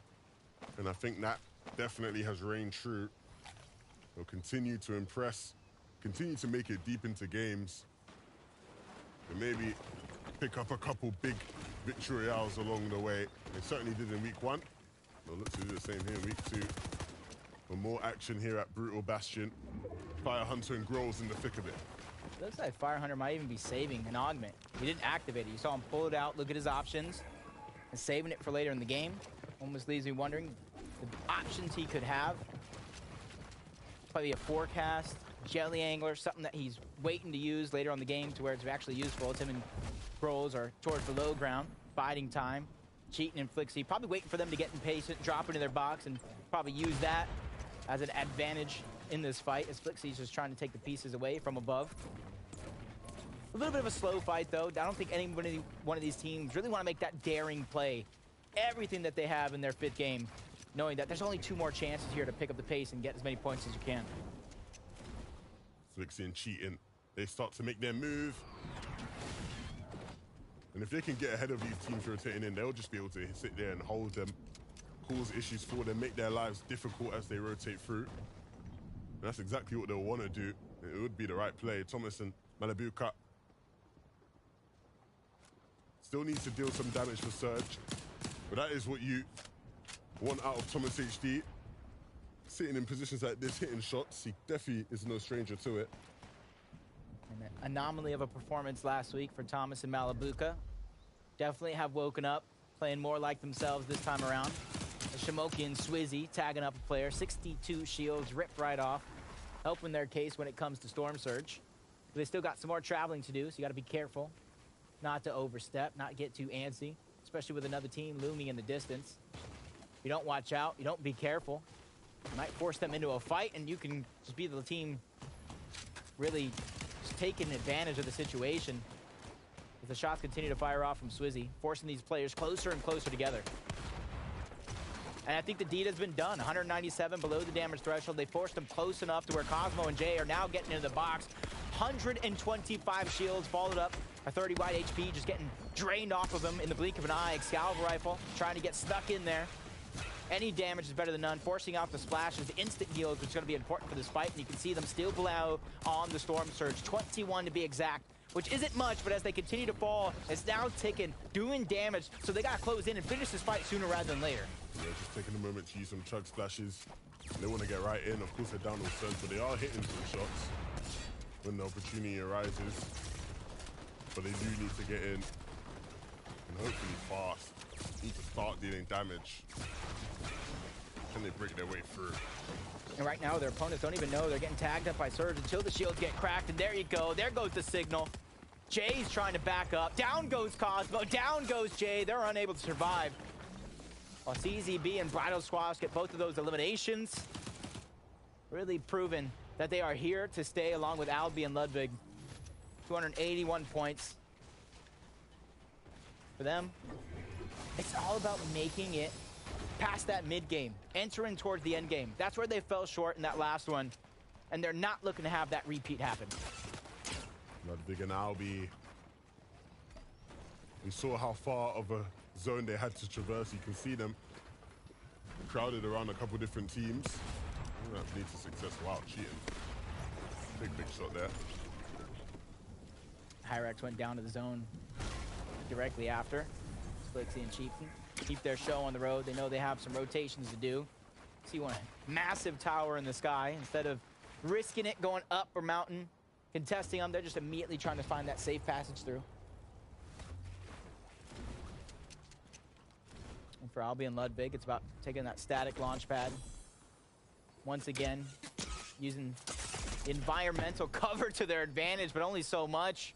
As Albi goes through unscathed, Ludwig taking a lot of the damage, dropped down to 7 HP, trying to go deep as he can, trying to regenerate health, and you see Albi stopping short to try to relieve some of that pressure. A huge amount of teamwork, and those are those unspoken acts between two players that take time to develop, but a team this new are wasting no time building that chemistry.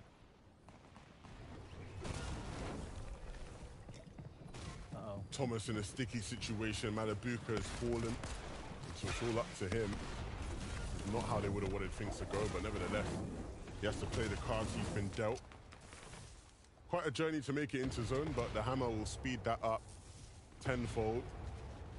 The question is, when he gets into zone, how is he able to play things out? It's going to be difficult as a solo from this point in the game. The Buell now in a fight against Queasy and Veno. Don't think I'd envy anybody in that situation. With his teammate Vexy already down. He has to come up big if there's any hope of him getting anything out of this game. If I was him, I'd just disengage completely. Look to try to play as a solo. Let them have Vexy's body. Because that's ultimately what they want, more so than even picking up his limb. If they could pick him up, that would be an added bonus. But the body will suffice. They're set in their zone right now. They do have some time to work with before everybody else in the lobby begins to make their own journey in. One other team, a little bit north. But they're preoccupied as well, trying to get some extra loot. A launch pad they could possibly use for the half-half, moving zones, depending on what comes their way. Everybody else now, you can see in the minimap, beginning to shockwave in, closing in on the distance. You don't want to be the last one there, especially in these north zones where the elevations are just so drastically different from one another. Looking at Thomas. Down to almost nothing here in this game. A one splash will get him up a bit, but no builds, no materials, no teammate. And as good of a player as he is, even some things may be too difficult for the mighty Thomas HD. Looking to get into a box, if he's able to pick this limb up, it would solidify why he's considered one of the best in the world. Unfortunately, though, Rifty had all the answers. He was ready and waiting. Tasting a mustache, they're to win this one. A potential back-to-back victory out for them. Uh-oh. We're yet to see it today. They're down on Surge. Not something I would expect to see at this stage in the game for a team of this caliber. Only 98 below, though. Not too much to worry about. Tagging up a player just a little bit, knowing their job is not done just yet. Neb trying to stay alive. Pink under pressure. He's trying to hold the walls, and Mustache is this far low, this far separated from the rest of the lobby. This is the best chance they're going to get to gather the Surge in a safe manner. Box to box, wall to wall. 117. Huge tag. Edits through. Down goes Pink. It's all up to Nebs here, as Mustache doing a good job of holding onto the walls. Tayson with the additional angle going to take down Neb as well. The full duo gone and eliminated back to the lobby. That's two of our top teams there going head-to-head. That's 2 out of the top 3 from last game, right? Nebs obviously carried his team to third in that one, so again, big hitters fighting it out. Down goes Seti as well. Cammy's stuck being the hero. He hasn't been eliminated just yet, so anything can happen, along with Savage and Eye Drop. There he goes. Progressively getting better each and every single week, and it did look like Seti got taken down. Cammy just trying to outlast this pressure right now, building up. Shockwave Hammer, even recycling some of these builds, but they're finding him. There's nowhere he can go. They're not letting him escape. But the reload is all it's going to take. They're just probably trying to time it right. You see them on the other side of that cover. Bridal Squad and CZB. If they know he's there, if they know he's a solo, you know as well as I do, they're going to go. Especially this separated outside of the zone. And what a zone we do have here. Another potential game for Albi and Ludwig to increase their lead. How dominant have they been today? A Mythic Pistol coming in clutch. Still need to do a fair bit of damage. Still want to have some peace of mind in this game. But again, with that Mythic Pistol, that's not going to be impossible. Looking to try to use those old builds there. When the zone starts to pull towards it a bit more, they can use that impulse grenade just to get up there. Snazy and Andalex down below. And still knocking on the door of the top 10. If there was ever a time to start pushing their way on in, it would be these last 2 games. Oh. On the other wall, piece control going on over. Edits in. Tries to go for the shot. Not going to find any success there. It's almost as if they can smell how weak CZB actually is. Probably under 10 HP. Living on a prayer, hoping that his teammate stays in his box so they can't break through. Swizzy on the other side along with Shimoki. Everybody really jam-packed this close like a can of sardines. One mistake, one bad play can really cost you everything. It does look like that lone solo is just going to bounce through and get out alive. Doesn't know the pressure he just escaped getting out when he did. Vino and Queasy. A big chance for them in this game to start to close the gap, push their way up in the standings just that bit more. Of course, they started off today in first place, and it's been a while since they've been able to hold that title. Mustache and Tayson, they're looking to close the gap between them and first place. One of the few teams that could do it in this game potentially, if Albi and Ludwig were to fall. But they have to have a big game themselves. You see Albi all the way up there on height, still towards the backside, just to pick people off who maybe are caught sleeping. And then anybody who wants to take height is going to have to deal with them. And it might be that first place team, Albi and Ludwig. They looked for it for a moment, but it's Queasy and Vino up here who will say, no, no, no, you stay down below. They are the current holders of height. Kami, again, still as a solo. And he has to have a big game. Ooh. Takes it big tag. And on top of that, 83 HP. Trying to get to the front side of zone. Moment to stabilize. Pop those minis. Getting himself back up to tip-top shape. Barely above the damage threshold, so he's just looking to outlast a lot of the opponents that might go down to Surge. Flixie cheating under pressure. Cheating's going to go down. Flixie trying to get out. Going towards the backside of zone. But the icy floor slipping around. Flixie trying to minimize the movements. Edit through. Takes a cheeky shot on the Ludwig. Albi, but it's not going to be enough. Switches on over to Shockwave Hammer. Trying to get above elevation while he has time on his side. Ludwig and Albi, they are starting to cook up. We know what they can do. They've been showing off all day long. The zone is starting to move up this hill, so you're seeing players being proactive, taking the initiative to start moving upwards early. If you're the likes of Flixie, no, you can't quite, but that was a big shot there from a distance. Making use of that shotgun range, nevertheless he falls. Kami still in this one though.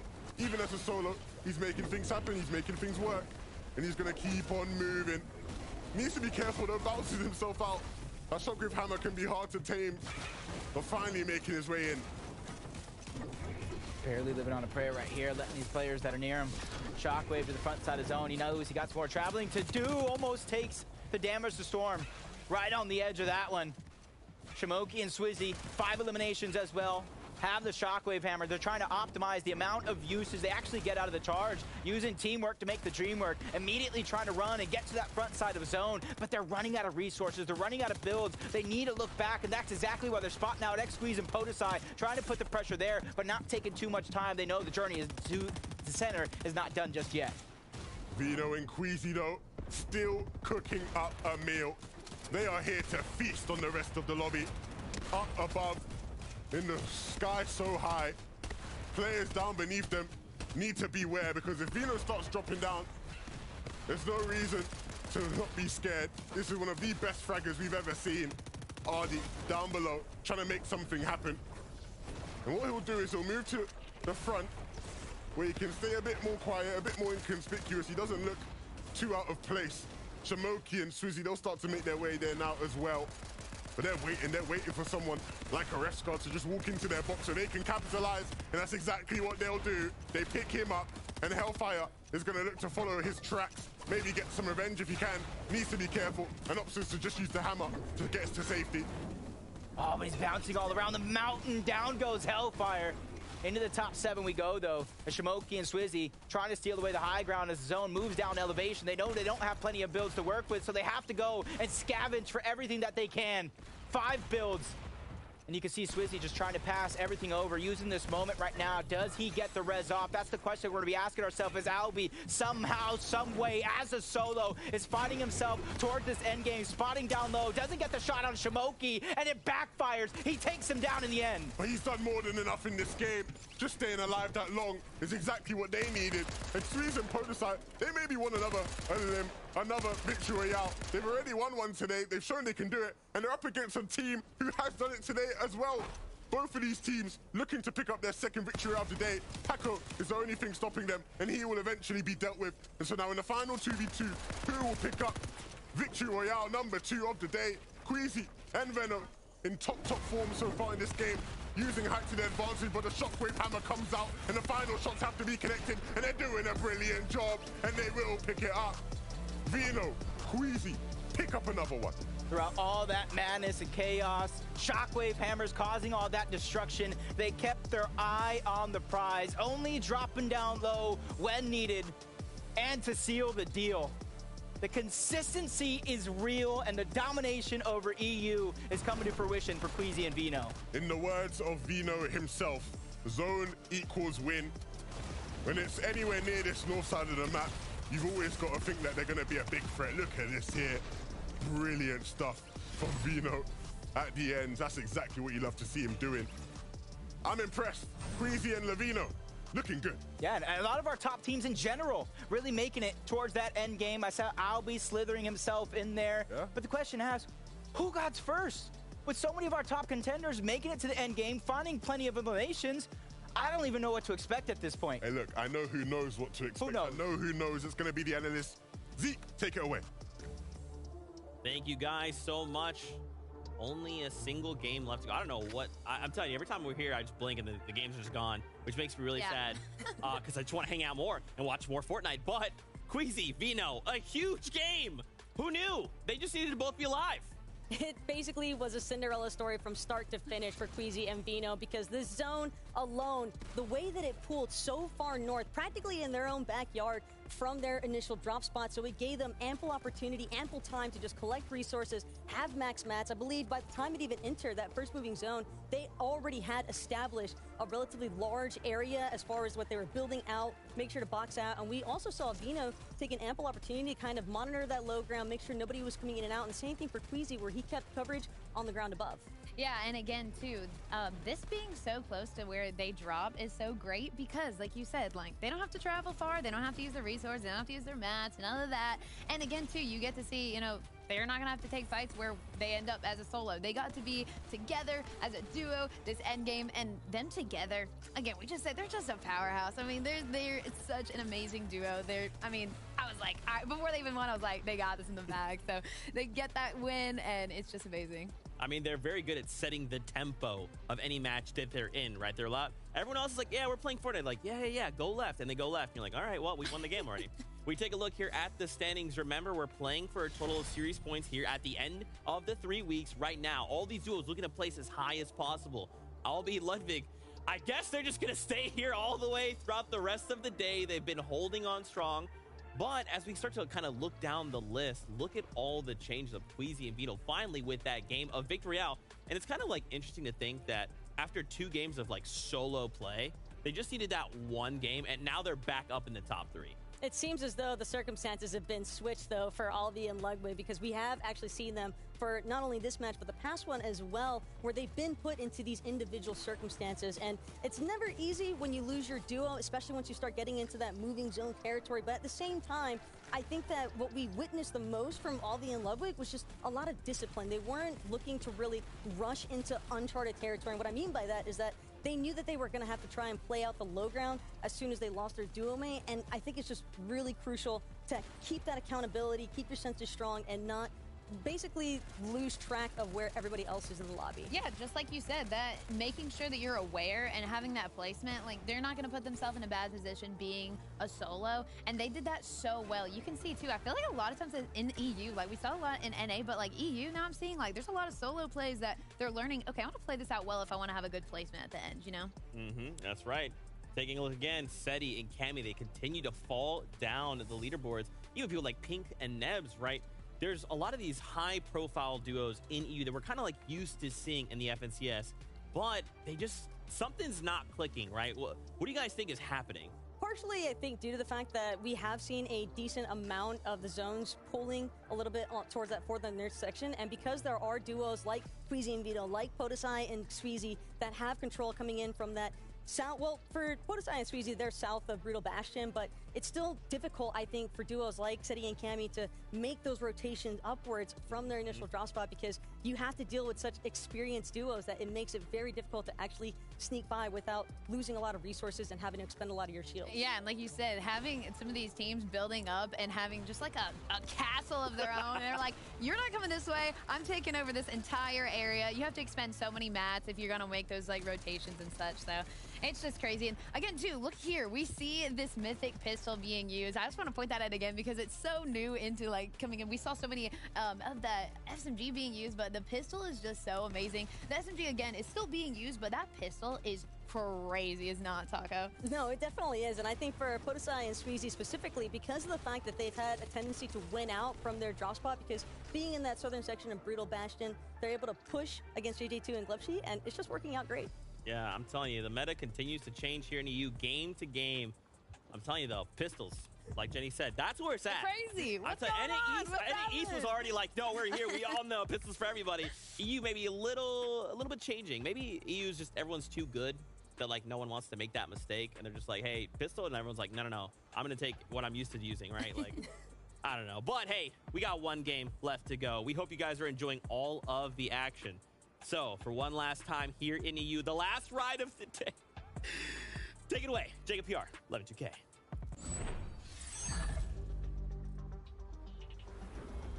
The final game of the day. Your last chance to make something happen in EU. A big moment, but there are big name players ready to strike. Yeah, you can either go for the bragging rights, get first place on the day, or more importantly, gather those series points to go directly into the grand finals, because I'm not one to want to have to play through a surge rig. That's why I'm here on the stage. Fair enough, right? Fair enough. I think there's more to it than why you're there. But what I will say about these players competing in this last game is that we have seen some top-level performances. I think the biggest surprise of the day for me so far, seeing Swizzy and Shamoki, we wondered, they were doing it in the Elite Cups. Can you come from Asia to EU and perform? They have. Yeah, very few players that can say they've dominated on multiple regions, and for them, taking home that championship at the end of the day will be huge. And luckily for us, game number 6 is ready. We don't have to wait long to find out the conclusion of who's going to take home that first place prize. A big moment is on the horizon. Who will be victorious in this game? The final bus drop of the day, of the weekend. Pink and Nebinator, a duo who I'm a big personal fan of, and I've finally had the chance to show what they can do, and it's been rather impressive. A bit higher in the leaderboards earlier in some of the games, but here in game number 6, a chance to start to get back up into that top 5 area.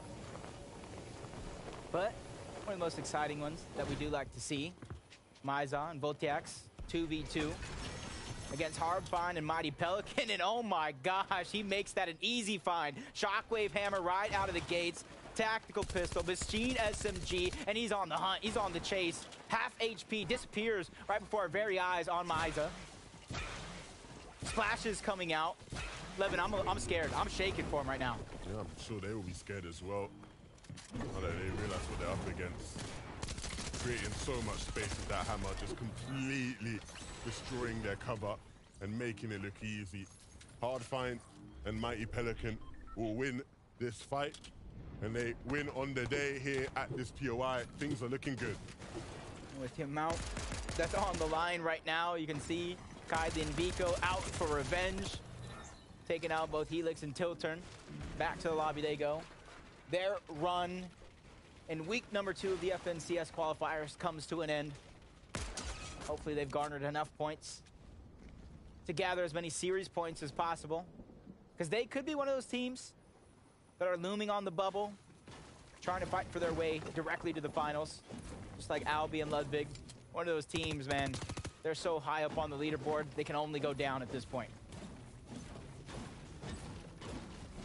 And I think when it comes to this team and what they've been able to accomplish today, they have definitely put the rest of the region on notice. It's one of the better teams so far this season. A big performance like this starts to improve your prospects in all aspects compared to Fortnite. Over here at Anvil Square though, Mr. Savage and iDrop need to try win this fight once again. They've done a good job of slowing down JD2 and Glubshy throughout their performance last week, throughout the 2 days of qualifiers to get to this point. This is looking like one of the favorite teams really to perform at a high level. As iDrop trying to take advantage, the additional angle is going to be there. The information being shared over by Mr. Savage. He's finally going to be able to get out of escape as iDrop's going to slow it down. Regroup here with Savage, figuring out how they're going to attack this situation yet again. AJ2 trying to fight back. Beast Control going through a huge tag to back down Mr. Savage. Stabilizing themselves in this situation, biding some time. I see iDrop just trying to go for that other angle. But this is the one thing that only makes me worry about iDrop and Mr. Savage. The way they're fighting this right now, they're fighting it as 2 different solos from 2 different directions. JJ2 and Glubshy at a moment's notice could turn, try to W key into one of these players' boxes and try to take the numbers game while they can. But I think Mr. Savage and iDrop, they kind of realize the situation. They're slowing down their aggression, trying to regroup. Like we talked about, Falcon Scout trying to reveal the position of where these players are exactly at. Huge amount of information, which will allow them, honestly, to kind of rethink the whole strategy of how they're fighting this. And look, big props to Mr. Savage and iDrop today. Done a brilliant job against Glubshy and JJ2, of course. Glubshy and JJ2, they came fourth last week, right? So they are no easy opponents by any means, but Savage and iDrop have just been so relentless, so comfortable here in this fight at Amble Square, and hopefully I don't jinx it here. We're in this fight. Savage needs to farm up a bit. Of course, a big day for him, announcing his new home, new organization. I'm sure we'll see that in his name next weekend, assuming they make it here again. Perfect usage and perfect timing. Mr. Savage pulling off the Falcon Scout. As soon as they were going to try to push iDrop, he immediately was able to spot him out, but didn't get it that second time around. The trade's going to come through. Down goes iDrop, down goes JJ2. Glubshy versus Mr. Savage, where Glubshy's getting to get the leading end, but a huge shot from Mr. Savage himself. Back to back. Wow. That's why they signed him. You called him out. They said, we need that type of talent a part of our team. Mr. Savage is special. A phenomenal player, and it's a reason why thousands and thousands flock to watch him whenever he plays and streams, because that level of talent is constantly on display. 200 IQ, Mr. 200 IQ himself. It's scary how long he's been this good. Since the beginning. Back when I was a comp player. So you know it's ancient times. Long ago. Back when you were my height even. Maybe not that far back. Was that third grade? Second grade? About 9 years old, probably, yeah. I'll get there. I got a 5-year plan. Maris and Fred next, they got a plan of their own. And that plan is just loot up. Gather as many of the resources as possible. They know that team below them is not going anywhere, and if they do, they're going to get the information sooner rather than later. There's Vino and Queasy. Business as usual. Loot up, uncontested, far out in the lands. And they get zoned. So you know what Vino says, this could be a repeat. Hey, when they get North Zones, they usually do seem to win, it feels like. Ooh. And they don't get North Zones often. Diox and wiped out there in this final game. Again, it is that final game, right? So when you see a team or a player go down, that is it, right? They gotta, you know, go have their Sunday roast, their Sunday dinner, and forget about it, because it is over. Just stings that much more. Because in the other games, just like you're saying, you're like, okay, we can go again. All right, these are the adjustments you're going to make. This time around, you got to wait a whole week to even have that plan be possible. And you got to qualify to get there. Massetti and Cammy doing what they do best. Passive. Looking for that early game surge. Setting themselves up for a nice spot before they build their tower high in the sky. Luckily for them, they don't got too much rotating to go, unlike some of these other teams. But talk about not rotating, talk about towers high in the sky.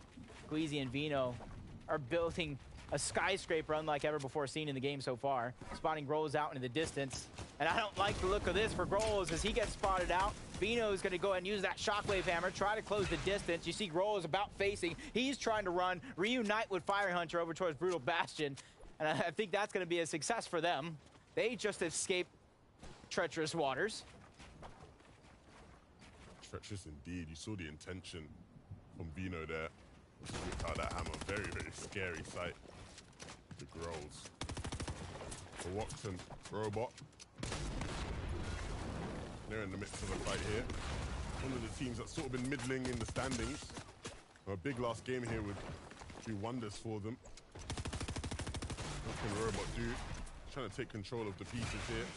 Wasn't quite able to get the walls he wanted to at the right times. But if he can, Asa is going to be in for a world of trouble as Robot and Watt, they hit big. Top aimers. But need some match right now.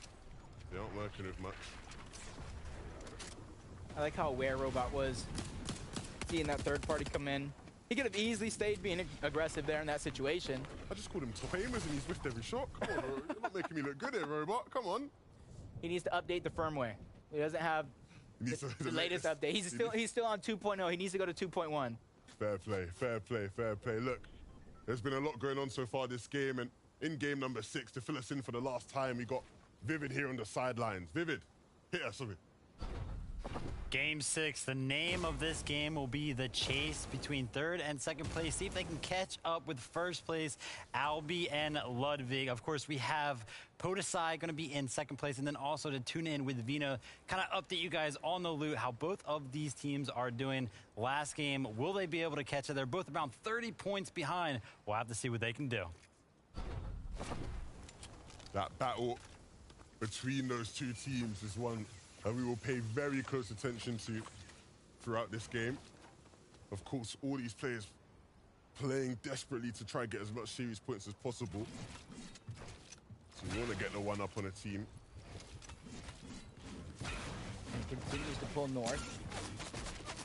Breezy and Vino's dream as Giddis and Chardy are trying to back up. They realize they got one down, so all the timing is theirs for the taking. Just trying to play with the visual audio that most players play with right now. Hear it going off, trying to break into the box. Piece control going on over. That's going to be an easy cleanup for them. Down goes at least one, but a huge shot's going to be traded off. Chari takes a massive amount of damage, but they're able to clean up the elimination nonetheless. And they do so before the shots come firing in. That timing was impeccable. Max damage from Chari. What a shot. For Nevenator and Pink, a fight way deep into the storm and nowhere near the safe zone. Remember, zone is all the way at the very, very north of the map, the most northern point you can be. And they are all the way here still in the southeast along this shore. And that's some of the difficulties of landing in the extremities. When it pulls to the opposite extremity, you find yourself down in the dirt in fights like that. But they are very, very familiar to it. Pink has been doing that in many, many chapters, in many, many spots. Thinking back to all the days of the Joneses, very similar situations he faced there. I'm sure he'll have a plan in the works for Hellfire and Refsguard. They are making their way to the zone, and not as far of a distance to go as some of the things we saw a couple moments ago. And way above on Surge as well, Jacob.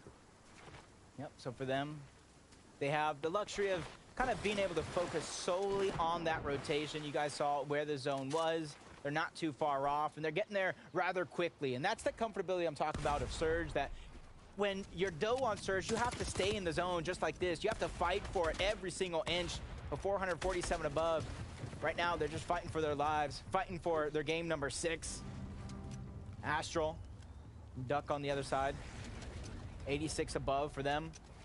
If they can go ahead and come out on top in this one, that Storm Surge is going to be plentiful for their success in their road into the rest of this game. But Clement and Deceptos, it doesn't look like they're taking too many big chances, but as I say that, they trade shot for shot. Decepto's going to go down. Clement trying to think outside of the box, Shockwave hammering up, but it's also the reason why he takes a lot of damage to Astra. They trade shots back and forth, but I think Astra's going to be the one coming out on top. He has all the heals on his side. He can stay in the box. He can take all the time in the world. With the piece control going on over, he's trying to act very defensively, quickly getting in and out of the box. Clement, his choices are being dwindled. His options are being tossed out the window. Tries to go right back in with the Shockwave hammer, but gets denied again. But he trades a shot as Astro continuously backing down with every step. Clement doesn't have time on his sides, but he does have intent and aggression. And sometimes that's all you need. Unfortunately for him, though, it looks like time is going to run out for him. They are now on the hunt, and they will clean him up. Unfortunate there for the Frenchie. Going to have to hit the drawing board. But a nice attempt nonetheless. Ludwig and Albi looking to continue their reign in first place and stop anybody from closing that distance. A situation you don't see him in very often either. Right before it went away, they were down on Storm Surge, so even though they don't have to worry about it, it's still looming in the back of their minds about something they still have to deal with, something they still have to worry about. Just not in this exact moment. And they're pausing, trying to gather that information. They know that team is directly below them, but they also took some shots from the third parties. And this continues to pull towards the north side of the map. And without a Shockwave hammer, it's going to be hard for some of these teams to get up the different elevated mountains around all these enemies. And so for Albi and Ludwig, holding on to first place, they got their work cut out for them. And are we going to see that top aim I was talking about? Yes, we will.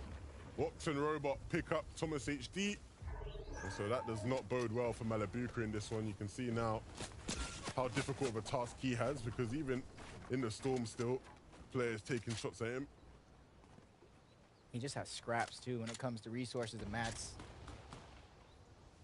Not much to work with. Probably using it to try to stay alive, get to this position. Losing Thomas along the way, and that's why you see him not really building. Not really trying to give away his position. Recycle as much as possible. As everybody else just trying to get them spot in his own. And honestly, this is a huge week. Even though they're not in first place, Pink and Nebs, they failed to qualify last week. And in terms of series points, in terms of that auto qualification directly into the grand finals and not having to play through Surge Week, this was crucial for them. And so I got to give them hats off, realizing the situation that they're in and performing to a high standard. With 1 week left, hopefully they can kind of mimic that as Robot and Walks trying to finish what they started. They got that first elimination, separated another player. This is absolutely crucial, and they're going to clean that one up with ease. And that's going to grant them a Shockwave Hammer. Every single time they get these eliminations, it adds to their total. Really nice stuff here for the Swedes. We'll be hoping that this run of luck can continue. Manabuka tried his best. But again, not going to be enough to avenge Thomas there. Ludwig and Albi. Right into another fight. They're almost connecting with a big shot there. Cosmo just doing his best to scurry away before returning fire himself. That's going to slow Ludwig down just that bit. That was a huge find by Albi. Ludwig being the distraction. Not only they're above Surge, he's able to back up. They get the Shockwave Hammer. As long as they're able to heal up, they'll be in good shape. 132 above the damage threshold. Not too far to go before they're in zone. Expending the builds. That's a sacrifice that they're willing to make at this stage of the game. Just take note of their points. If they do go down, that's going to be the threshold that we're looking for. Yeah, we saw Vino go down in the feed, so that is not a good thing at all, not a good sign. He's actually down and out completely. Pink and Nebs are nearby, and so if they hear Queasy struggles, they might look to get involved in this themselves. But Queasy now has a big job on his hands, and of course, in terms of series points, they are going to be looking very good after this performance, regardless of where they finish now. But you still want to go out with a bang. And you can't rule that out for Queasy. More hammers than he could ever do anything with, and if Pink and Nebs go in there, they might be greeted with a cheeky little gift. Seti in a very similar situation. A lot of the times today, we've seen Cammy having to clutch up solo. This time around, it's going to be his teammate Seti with that burden. With these North Zone pools, they're not really able to set up the way they want to with the tower in the sky to fight for the Surge, and all these teams rotating into their position because they too have to focus on their own rotation to make it this far. As Artie looking like he's getting ready to Shockwave at the perfect time. Knows that he's there, possibly by himself. If I were him, you got the empty slot, pick up the Falcon Scout, scan real quick, see everybody that's in close proximity, but doesn't have the time anymore. Zone continuously pushing in, forcing them to move forward in their journey. As Seti's just trying to take some shots. He needs that Surge as a solo. Yeah, I think one of Pink and Nebs just got sort of knocked away. Queasy, not even going to Shockwave Hammer in, wants to stay inconspicuous. Just going to run in, use these old builds for protection. Stay way here in the backside, try to go unnoticed. Of course, the more attention he brings to himself, the worse. And so he'll be patient, not in a rush. Thought he spotted an opportunity there. Nevertheless, just clearing out a pathway for him to get into zone. Another hammer will take him just beneath that height team. He might actually try to sneak up on him and take it for himself as a solo. What is Queasy doing? Very ambitious there from Queasy. I don't think that's the play I would have made, but nevertheless, I'm not going to question him. Either way, though, that is the end of their run in today's games. Like a magnet to height, it almost feels like. Always find themselves at the highest elevation, but at the same time, really thinking outside of the box, trying to take advantage of a team that may not have expected him coming, but expected or not, they definitely showed up and answered the call. Kyrie and Ping's putting some shots in distance. Seti's going to go down as well. Slove and Artie, 11 below, continuously falling even further. Now they're 28, trying to put the shots, but they can't put too much pressure because they both have red eyes. But landed just enough, 2 above the damage threshold. Seeing the loot right below, have to make that conscientious decision. Is it worth it? Is it not? Is it a risk we're willing to take? And with a few teams being there around them, they didn't take the risk, and they get the reward regardless. Flodax is the one who gets caught being a little greedy, and they strike from above. And they might be able to pick up that loot as well. They are still wary of what lies beneath. And once they think it's time to take the gamble, they will walk on in and they will pick up another. Wow.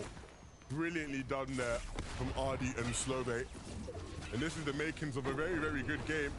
Of course, the zone starting to move will mean that they have to pick up the pace a bit. Can't dwell on those limbs. Just have to make a move on. Yep, Kohawa and Joker just trying to shockwave to the front side of zone. They got themselves there just in the nick of time, down on Surge. That's not a situation we want to be in. And they see Slove close by. Not going on the offensive, though. Right now, they're going to try to out-heal it to begin with, waiting for some other teams trying to get in zone as well. That's where we're going to peek through and look back, but they're getting pressured, stuck to on the defensive end, holding the covers, and this is where they're trying to expand out. The information that they're gathering right now is very, very crucial. 64 below. You got to imagine how many other teams are just not peeking because they're above. Chawa and Joker going to be searching all around, and opportunities are definitely there. Not bad, but wishing maybe it could have been more. That's Vico that will be picked up. And so Kylie now stuck in the mud there in zone. Going to medkit and hope that that can do him a wonder and keep him in the zone for just that bit longer. But for Chawa and Joker, they'll be happy out of that. Just getting above now. And maybe realizing that there's more there for a moment. Bad Snap and Floki currently based up above all those cones. The metal ones reinforced. They very strong in that position. But we've seen players look strong here at the beginning of the 6th zone and not really do anything with it. So the game's not done. They still need to perform. They still need to deliver. The last time we seen a situation like this with Queasy and Vino down, nobody really knew when and where to take height. They probably just assumed they were up there. And for Bad Sniper, they are already up there. They know they have the highest viewpoint of the land. There's X-Squeeze and POTUSI, 252 above, only peeking when have to. And there goes the information. X-Squeeze letting them know this is where you're going to shockwave me straight to the front side of zone, trying to get there as quick as possible. Albi and Ludwig along the way as well. Artie and Slove, they found some eliminations to get to this point, built themselves a cushion when it comes to Storm Surge, trying to catch somebody slipping backside of zone.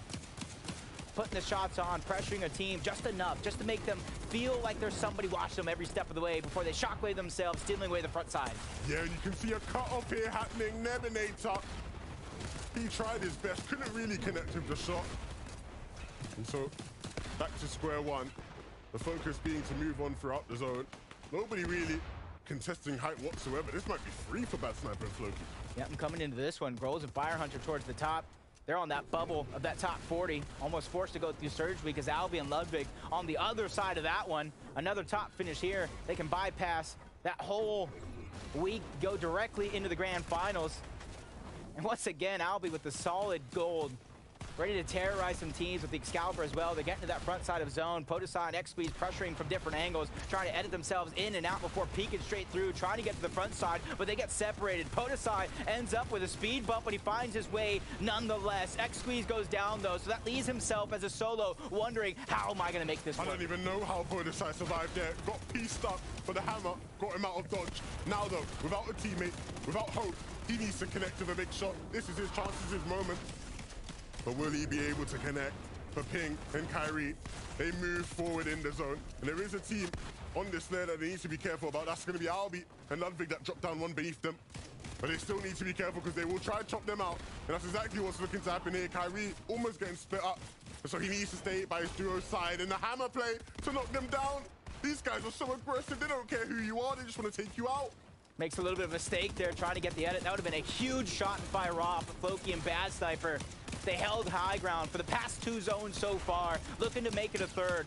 Pressure is there from the Red Eye, but his ammo is looking a little light. Sooner or later, that pressure is going to stop. Mr. Savage and iDrop trying to recycle. They have no builds towards the low ground, trying to make it work. But sooner or later, they're going to run into a team, and there it goes. Mr. Savage trying to make it work. That's Kyrie. He's left there, trying to make it work. Vaniac on the other side as well. So many other teams stuck in this chaos and destruction, but somehow, some way, Mr. Savage and iDrop keep their eye on the prize, find a sliver of low ground to work with. The Norwegians are on the move. They're on the hunt. They're on the pounce. Don't want to mess with them. They'll come rolling through and take you out. Looking to claim low now, but there'll be a couple other teams that have their eyes on that as well. You've got to think eventually Pink and Nebs will do the same, but they have to start connecting with something. Want to know a max, a refresh will be needed, but knocked right into the zone. I don't think that's what Pink would have intended. Just down to 10 HP now. And a couple of shields remaining. The mini will get him up just that bit more. But without Nebs, without much HP, all builds This is a tough task to ask of Pink. Can he connect? He has the shockwave hammer. Not wasting any time. Into the zone, though. Down goes Pink. Hopefully his points were enough to boost him up the series point leaderboard. Mr. Savage, men miss, outside of the zone, trying to find his way in. And it's going to go down the hill. This is the best possible scenario for Mr. Savage. He finds a crevice, something to work with. He gives himself hope. A lifeline in this game. That's exactly what Mr. Savage needs. When you give him an inch, he'll take an absolute mile. When he sees Robot there, can he connect, though? Putting a stair in between him, added protection, then looking to take the walls, looking to claim some space, and there's some loot above him. That might be the free drop he needed, but the team above is going to be raining havoc, and that's not going to be what Mr. Savage needs, but he can keep hitting shots and keep making plays, and maybe, just maybe, he can take out Floki in a 1v1 now. I don't know how we've ended up here, but nevertheless, Mr. Savage has a chance. Can Floki stop him, though? Pokey is just trying to play defensive right now, not making any big moves. Peeks down, shockwaves again, but he lands the shot that matters. Floki with 14 eliminations for him and his duo take the 6th and final game. Floki and Bad Sniper held height from the beginning of the end game all the way to the end. Brilliantly held, brilliantly done, and they close out the day strong. The Frenchies putting on a show. Putting on a show indeed. 4 straight zones, Bad Sniper and Floki. They built themselves up with a ton of resources, a ton of opportunity for the end game, taking down Grolls, finding even more loot to work with. Eventually, push came to shove. They take down first place as well.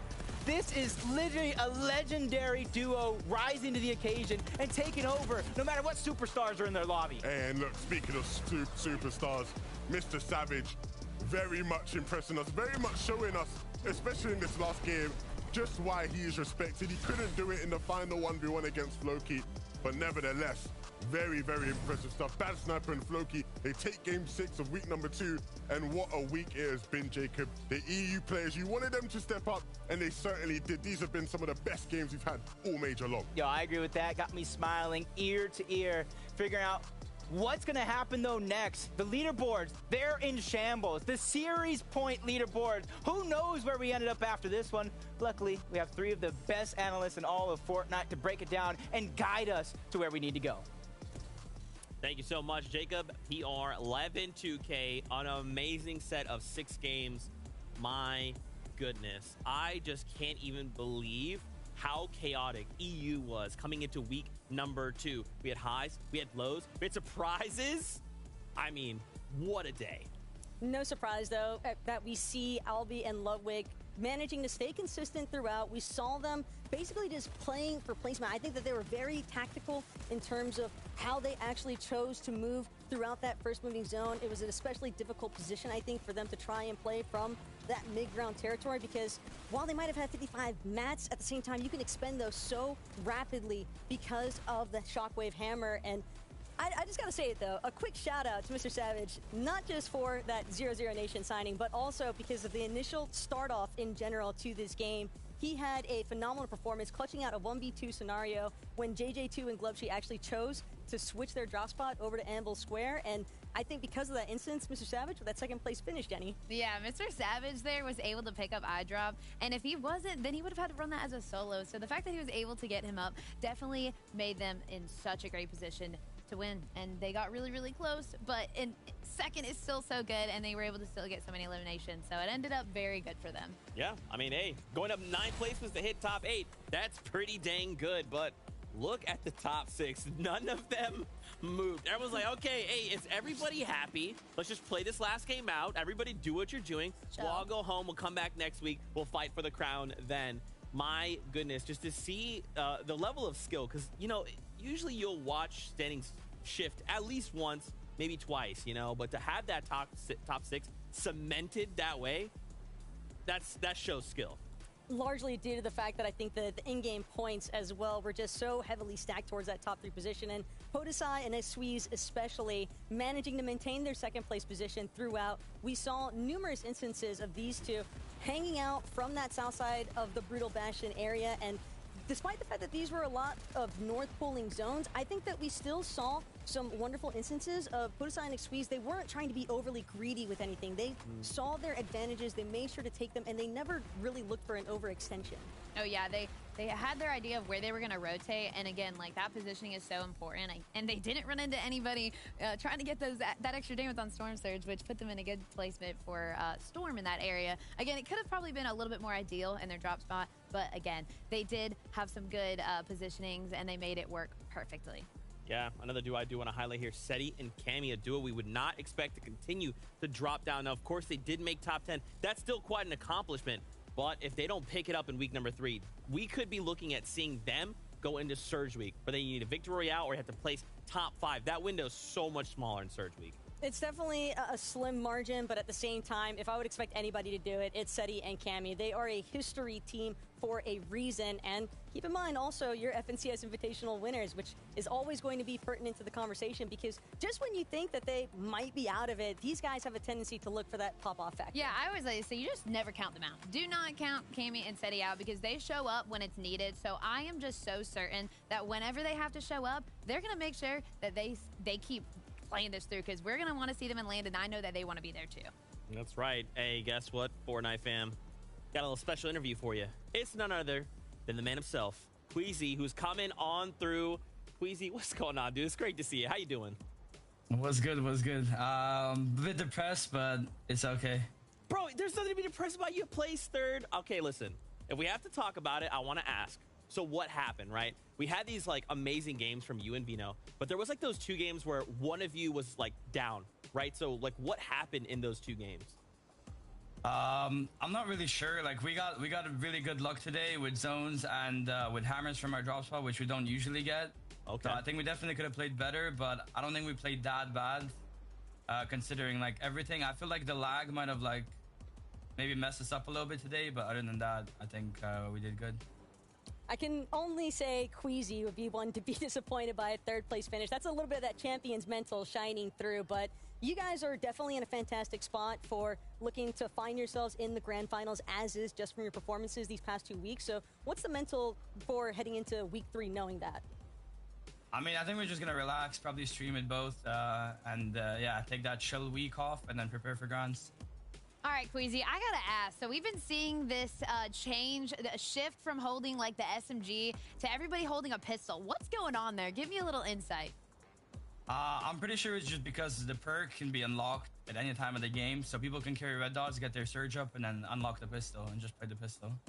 Yeah, that's dope, dude. Okay, so if you're gonna take a little bit of a chill week, is there something you guys want to like improve or work on going into week 3? I think we're just gonna keep everything hidden for now for grand finals. We have some strats coming, so we'll see. Yeah. Ooh. Okay. I like a little secretive. I mean, that's Queasy and Vito, though. They always like have it. something, and those clutch moments when you need to clutch up, you guys are always there. So first off, we just want to thank you so much, Queasy. For people out there who maybe don't know you, and I don't know why they wouldn't, but for those that don't, where can they look to find you? QueasyFN on Twitter. There you go. Clean. You like to keep it Queasy and simple. Okay, I'm so sorry. Anyway, anyway, Queasy, I'll catch you later, man. Thank you See so you, much Queasy. for your time. Yeah, we really do appreciate it. Well, hey, that is pretty much it here in EU, and I hate that we have to say goodbye because it means we won't get to hang out for another week, but it's okay. Before we go, why don't we talk about that broadcast schedule? If you've enjoyed this, don't forget, there's also NA East. We're back next weekend. NA East will be first, then we'll be right back here for EU to bring you all of the action. And do keep in mind, that is week number 3. That's the week before Surge Week. That's when all of these duos have to put everything online. Because I'm telling you right now, you don't want to go to Surge Week. You want to try and lock in that grand final spot. Yeah, 100%, right? You want to just sort of get in, out. You don't want to have to deal with all of that. We know how it can be in some of those rounds. Personally, I'm very excited for it. Good to see Queasy, right? Shout out to my guy Queasy. I know he's been hitting the gym. He's looking good, you know what I mean? Looking fresh, my guy. What I will say, right, is that these games, if they are anything like this next week, when it is a bit more intense, right, because you have the players who have to do a last-minute, you know, wonder class, it's going to get real fun for us. Yeah, I'm excited. I'm excited for it. Last week, there was something left to be missed, and after this week, oh man, was I entertained. The shockwave hammers, the big plays, and the most exciting thing about this region versus NA East is it feels like anybody can come out on top. That is so true. Like, again, we saw that with the winning team today. It's crazy because they didn't qualify for the first week, and we come there, we see them, and we're like, hello, who are you? It's my time to make a name for myself. So I love to see that in EU because there's so many talented players. You always have to appreciate the new names but familiar faces, but new duo synergy as well there for our first place finishes today. But man of mystery there, Queasy, with the whole elusiveness in terms of, hey, yeah, we got some strats, they're a little bit hidden. We'll pull them out when the time is right, and I'm sure they're not the only duos looking to do that. That's right. Well, Fortnite fan, we appreciate you guys so much for watching all of the action with us. Remember, next week, we're back, same time, same great place. Have an amazing week. Keep yourself safe, and as always, we'll see you on that battle bus. Beep, beep, beep.